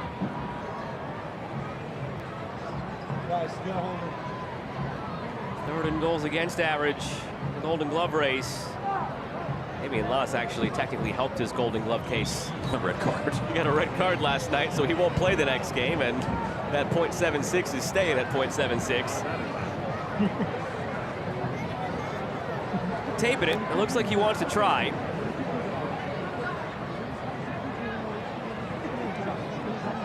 Jackson Lee has to come in. 8 starts this season. Clean sheet to his name. Made 10 starts last season. 28th overall pick by LAFC in the 2024 MLS draft. But he signed days later with Rhode Island instead. Saw it as a better opportunity and a better fit. Had the substitution card filled out, in hand, ready to go. They won't turn it in, not yet at least. Okay, Vegas is going to soldier on. We will see a different substitution, though, in the meantime. That is all for Albert Dequap. He's replaced by Dwayne Atkinson.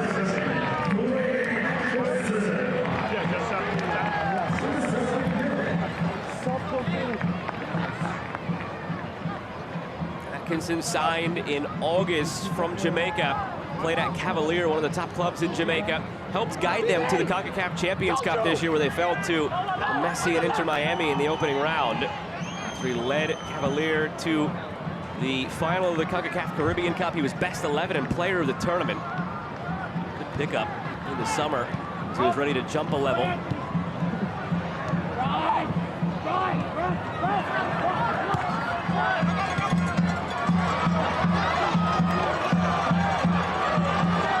On the outside, it's Williams, won't get there. Keep all that in mind.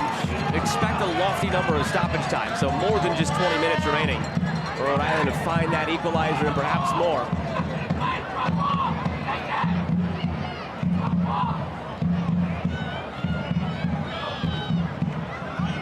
USL Championship and League One are on CBS Sports and ESPN platforms all season long. You get live matches and expert analysis every day on the CBS Sports Golasso Network and ESPN+. You can go to USLChampionship.com or USLLeague1.com for the complete USL TV listings. Good little look initially there from Dwayne Atkinson, who comes in. Here's the problem. J.J. Williams gets on the end of the ball. There's nobody in the box. We're still having the same conversation we did in the 5th minute of play. Atkinson again, this one turned aside.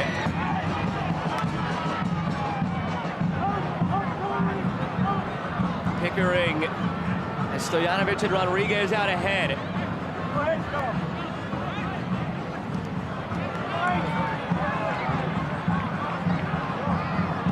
Williams.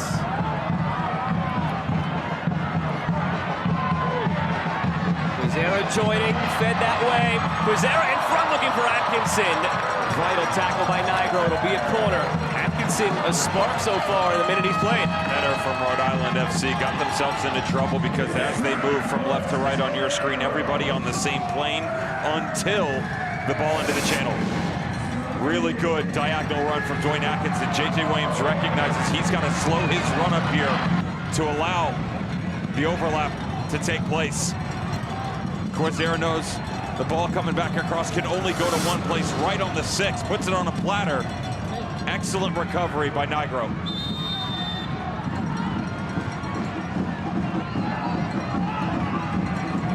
Vegas readying defender Nate Jones to come into play.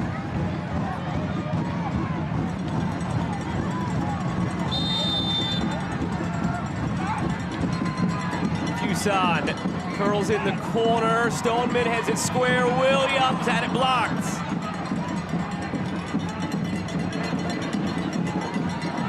Chested down by Atkinson. Shout for a handball. Caparoleva was right on it. Did not see any issue.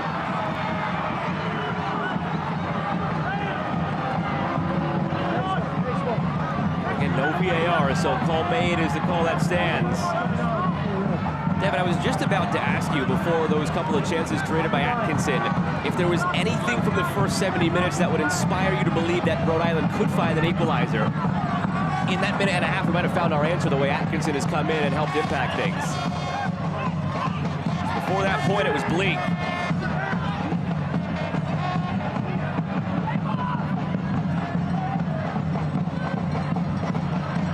That's over the shoulder. He's onside. Maxi Rodriguez spins. Quizera. Dummy through by Fuson. Holstead has it.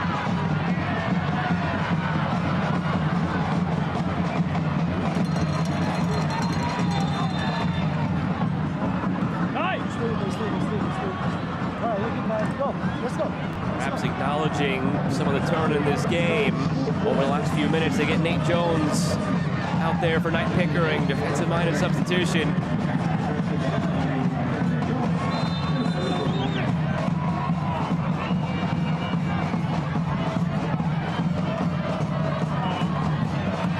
More clearance effort.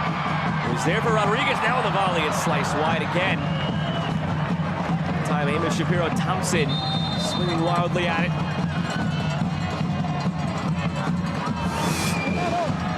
Not the biggest fan of making a change on a set piece down in the corner. Trying to get the energy and feel of the match if you're Nate Jones immediately in and maintain shape, discipline. We'll see how they're going to adjust here, if they're going to move which they've done in previous games. Nate Jones to the outside.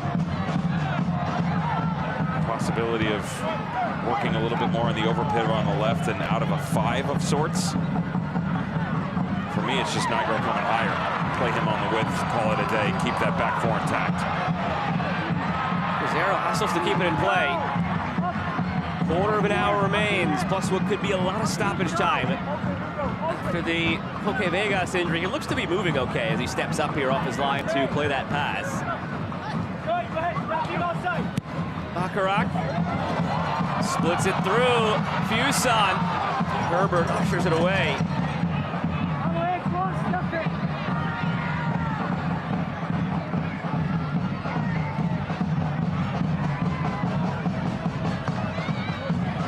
Williams, the header save made by Rosarena. His first of the night. It was coming at some point, showing why he's one of the most class keepers in the league, keeping the clean sheet for now. Clean, quick ball movement by Rhode Island FC. They bypassed their midfield, but within all of that, they've just assessed a dominant position up high.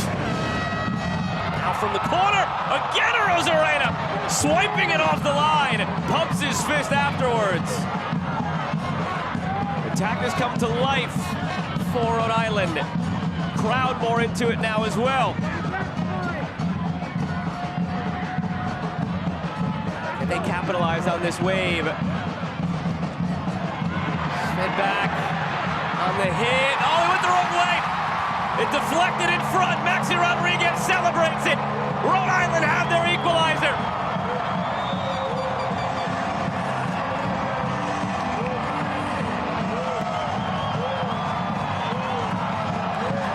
Relationships getting this entire front line and creativity all headed in one direction.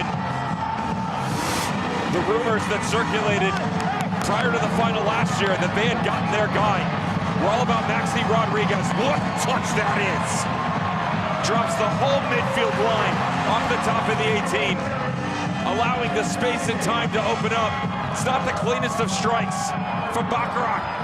Doesn't have enough venom, but it does catch a kiss of death off the midfield. And hope restored for Rhode Island.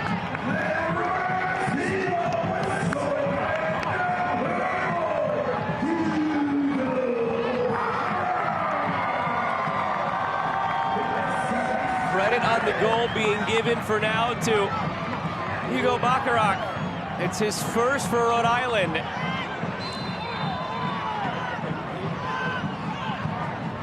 Nigro from the free kick.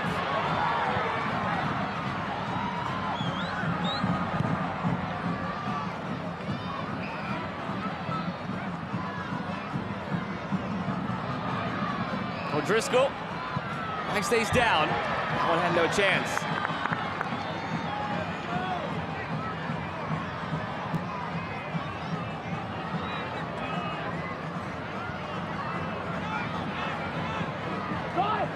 Run! Get wider! Wider! Keep going!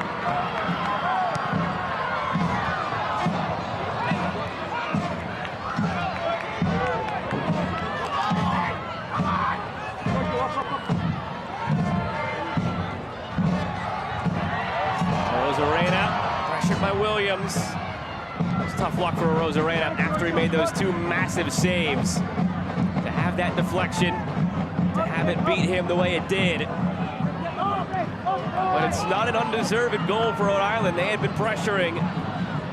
It was coming. Now maybe the other way. It's Jones feeding it through. Tommy McNamara saved by Vegas. Rodriguez touches it along.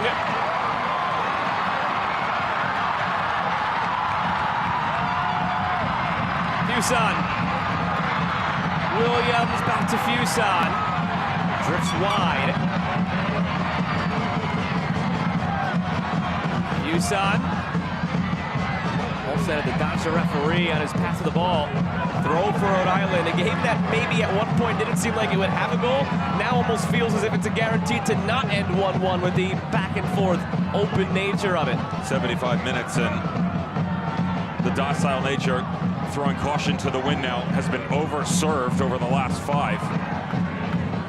Great response from Rhode Island. Much cleaner up high, real pace within their actions. And more importantly, the profile of each player, Joe, and what you can get out of them. Quizera in the channel, service into the box. Maxi Rodriguez, his creativity, pressure within the midfield, complemented by Atkinson on the right side. There's a real balance in their actions right now, but you have to punch back if you're Las Vegas Lights. The change, bringing Nate Jones on, they've become deeper lying, and Nigro on this left flank has to be aggressive in these one-on-one moments. He's allowing way too much time for them to find passages and dissect. Yusan looking through for Rodriguez. There's Rosarena. Select is proud to be the official match ball supplier of the USL Championship. From the Academy to the big league, Select is there every step of the way. Visit us.select-sport.com for the latest product specials and more. Select, the player's choice. Select ball bounces to McNamara, touches inside. Tommy McNamara saved by Vegas.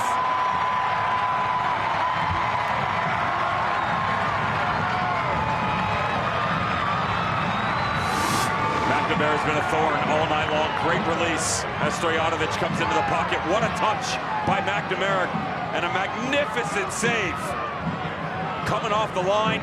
Woo! Cannot be enter better than that. From that distance, real pace on the ball. Incredible save.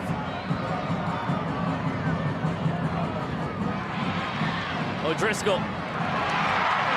JJ Williams can go. Quizera in tow. Fuson in the middle. Rodriguez on the near side. Williams orchestrates it wide. Quizera looking for Fuson. It's smothered by Rosarena.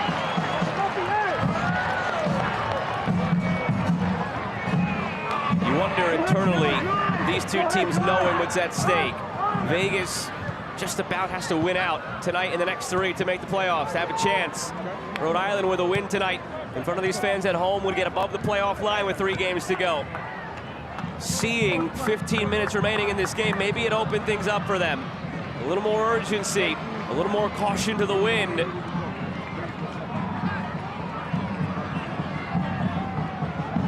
A draw is not a death sentence for either. That's a dangerous challenge by Holstead. He'll see yellow for it. Draw not a death sentence for either, but a win drastically changes the mood. Just tired legs, bit late. Holstead not as clean as he wanted to be as the ball moves away from him, trying to recover. Your legs feel like absolute weights. 100 pounds extra underneath you at this portion of the game. Mentally, got to stay locked in. Sound, eliminate moments like that. Fortunately, it's high up on the pitch.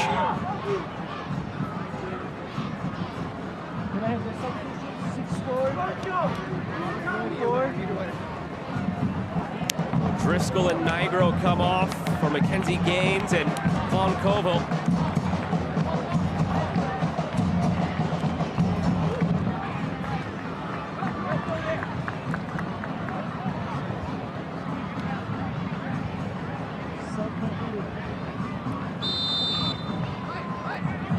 On the other side, substitution for Rhode Island.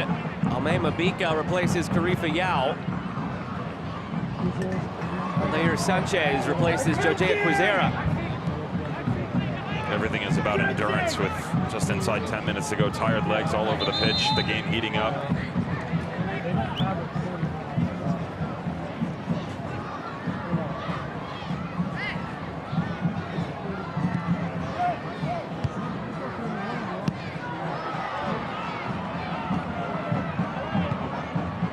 Contact there from Herbert, leaning into Fuson. No matter, it comes out to a fresh-legged Aldair Sanchez. This game favors Rhode Island right now. The amount of pace that it has, they're better because of the emotion that surrounds the match being at home. If it continues to open itself up, they're the benefactor. Fuson brought down. Certainly an interesting one. Could have gone either way. Now Koval.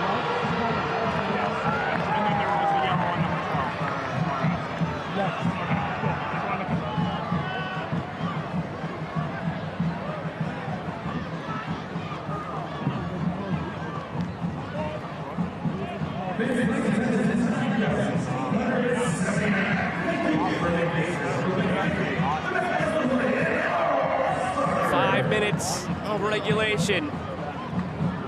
Lofty, the expectations for stoppage time.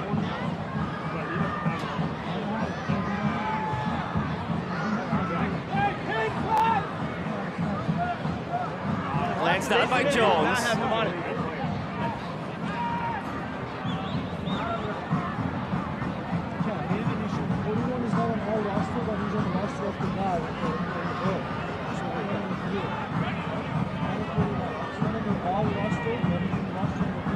Herbert. Gartig.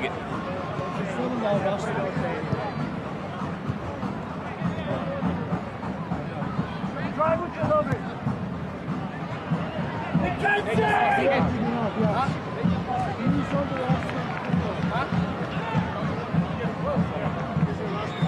Joe Provo. Vegas started to pick up some more of the possession. If you're hearing our field mic pick up a little bit of a conversation among the coaching staffs and the referees, and you're hearing he's not on the roster, he's not on the roster. The official match roster that we were submitted did not have Vaughn Koval on the roster. And I believe Rhode Island also just realized that. Yeah, they're arguing it. Vaughn Koval. Right. And that's what they're talking about right now. The fourth official with the assistant referee in the earpiece for Kepler Aleva, who's looking over to the bench.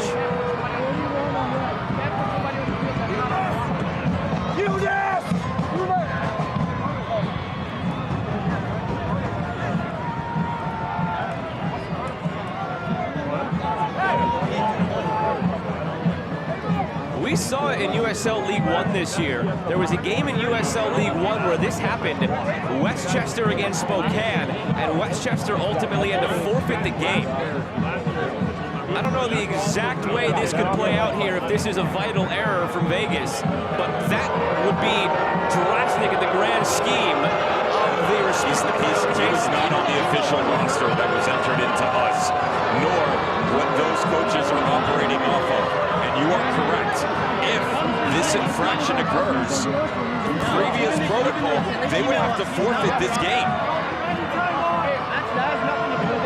If, now we're speculating, if that is how it is played out. That's what happened to Spokane.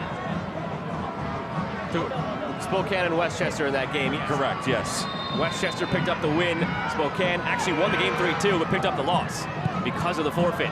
Now whipped in. Game carries out in the meantime as they figure that out over on the bench. Budati clips it in. The header off target. And again, the roster we were given did not have Vaughn Koval. Clearly the roster that Rhode Island got did not have it either. Whether or not there was a different submission somewhere in there that made it to the match officials and it had Vaughn Koval, different story. So we're speculating based on what we have, which is a roster that doesn't have Vaughn Koval, and clearly what Rhode Island has, which is a roster that does not have Vaughn Koval. What changes that can be made up until game time. Right. Now, there are restrictions within those changes. But as it stands right now, all that matters is whether or not he made it onto one of the final entry. Rodriguez going at it with Mabika. It's out for a corner. So something to keep in the back of your mind. We've still got to finish these 90 minutes and produce an actual result to this game. But stands to reason that whatever the actual result of this game turns out to be when the final whistle blows, it might not be what you see in the box score when you wake up tomorrow morning all of a sudden. From the corner, Garte couldn't get there. Holstead running with Atkinson. Holstead continues on. Fuson there for support. In the middle, so is Sanchez. Holstead. It's Fuson! 90th minute. Noah Fuson sends the supporters into absolute ruptures, and Rhode Island has the lead.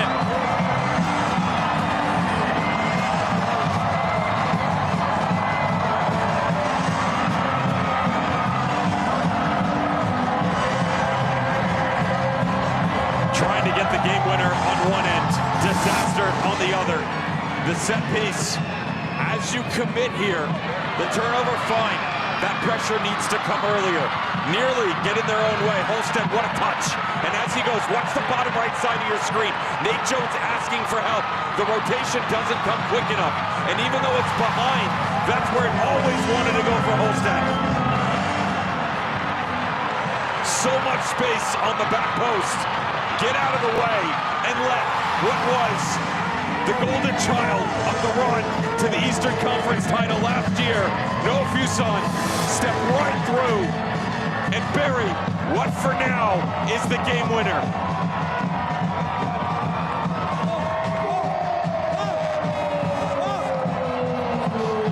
From 1-0 down to 2-1 up.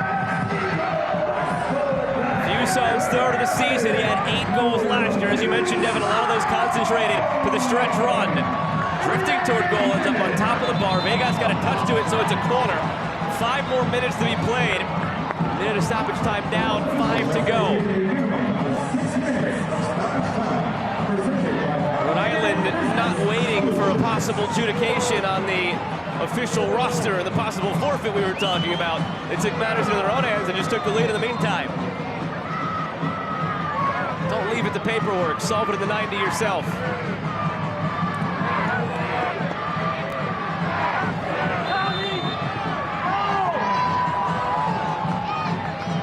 Corner dropped in. The header! Is it in? Referee's conferring. It's saved off the line for now. Still loose in front. Another chance for Rodriguez. It's out for another corner. Correlate with the center referee, glanced over at an assistant referee, made no indication that the ball was over the line. So it's a clean goal line save by Rhode Island to preserve the lead.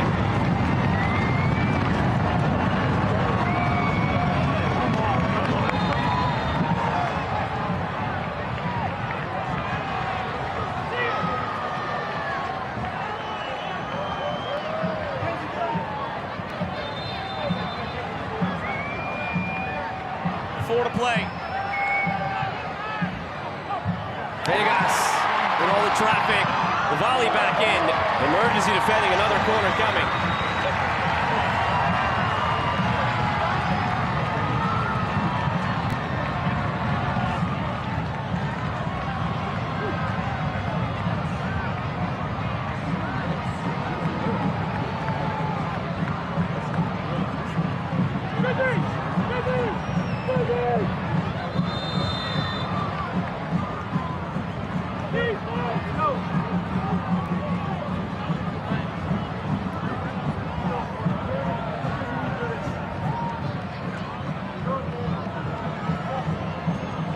This would just about eliminate Vegas, not officially. Felt they needed 10 points from their last 4 games. Can they get that goal back here and that point back? Another corner. Rhode Island, in the meantime, now officially above the playoff line as things stand. Birmingham, sitting at home watching, would be eliminated as things stand. Another corner comes in. McNamara lines it up. It's redirected and saved by Vegas. Oh, he denies Herbert on the doorstep. Another corner comes of it.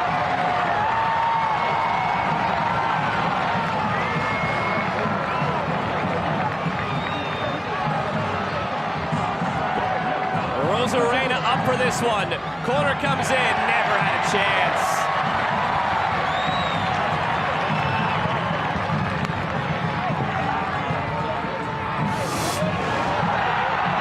There's the defender off the line. The first one back through. Nate Jones caught it all. Oh! No chance. We're telling from that angle. That save right there, though. Koke Vegas. Across the body. It was so much pace, right on the doorstep. How does he keep this out? Unreal goalkeeping. From someone who half an hour ago could barely get off the pitch. Right. We thought he was done for. The Rhode Island bench had filled out the substitution card that you have to hand to the 4th official to bring a player on. Jackson Lee was up and ready. They never handed it in. He sat back down on the bench. Here we are. It was that left ankle that they heavily taped for Vegas, who stayed out there clearly. They'd like to breathe easier with the 3rd goal and the insurance for Rhode Island. Williams turns the corner, still in front. It trickles in.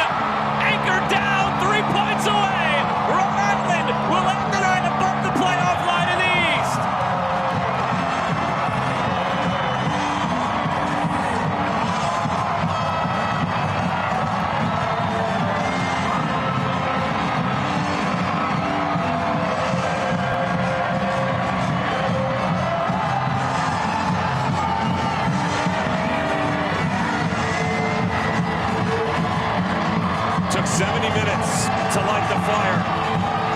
Changes off the bench, belief retained, but all of it about forward thinking and vertical philosophy. They've worked outside in incredibly. 2v1 combinations, the ability to work off of each other, triangulation, set pieces, all of it assisting en route, and yet the individual effort by J.J. Williams down on the byline, no angle, not a single glimpse of goal, and no problem. One of the most dangerous men in the championship at the 9th spot seals it for Rhode Island.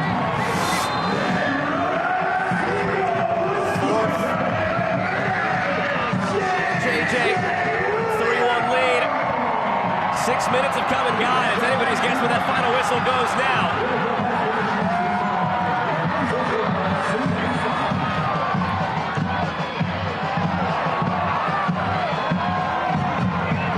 Williams.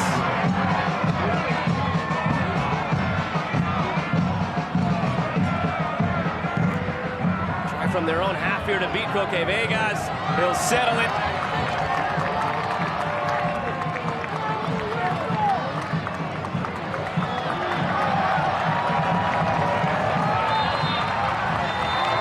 And there is the final whistle. Rhode Island trailed 1-0 early in this second half. 3 unanswered. The winner in the 90th minute for Noah Fuson. They take all 3 points and they end the night above the playoff line in the Eastern Conference. Your Brinks Tires MVP, Noah Fuson, scores the winner in the 90th. That gives them all 3 points, and it is a celebratory atmosphere here in Pawtucket. They've rotated throughout the lineup a ton over the last 10 games, but really 3 mainstays, Quizera, Williams, and Fuson, said coming into the match, they had to be the focal points. You just saw the spectacular from J.J. Williams, but no Fuson. Now 2 goals and an assist in his last 2 matches. The creator, the constant, but most importantly, the security blanket that has pushed Rhode Island above the playoff line.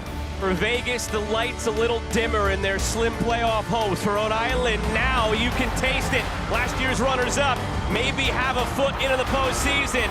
Still have 3 more weeks to go in the USL Championship regular season. That'll do it for us tonight. My broadcast partner Devin Kerr and the crew that makes this possible. I'm Joe Malva saying so long for now. Rhode Island take it 3-1 over Vegas.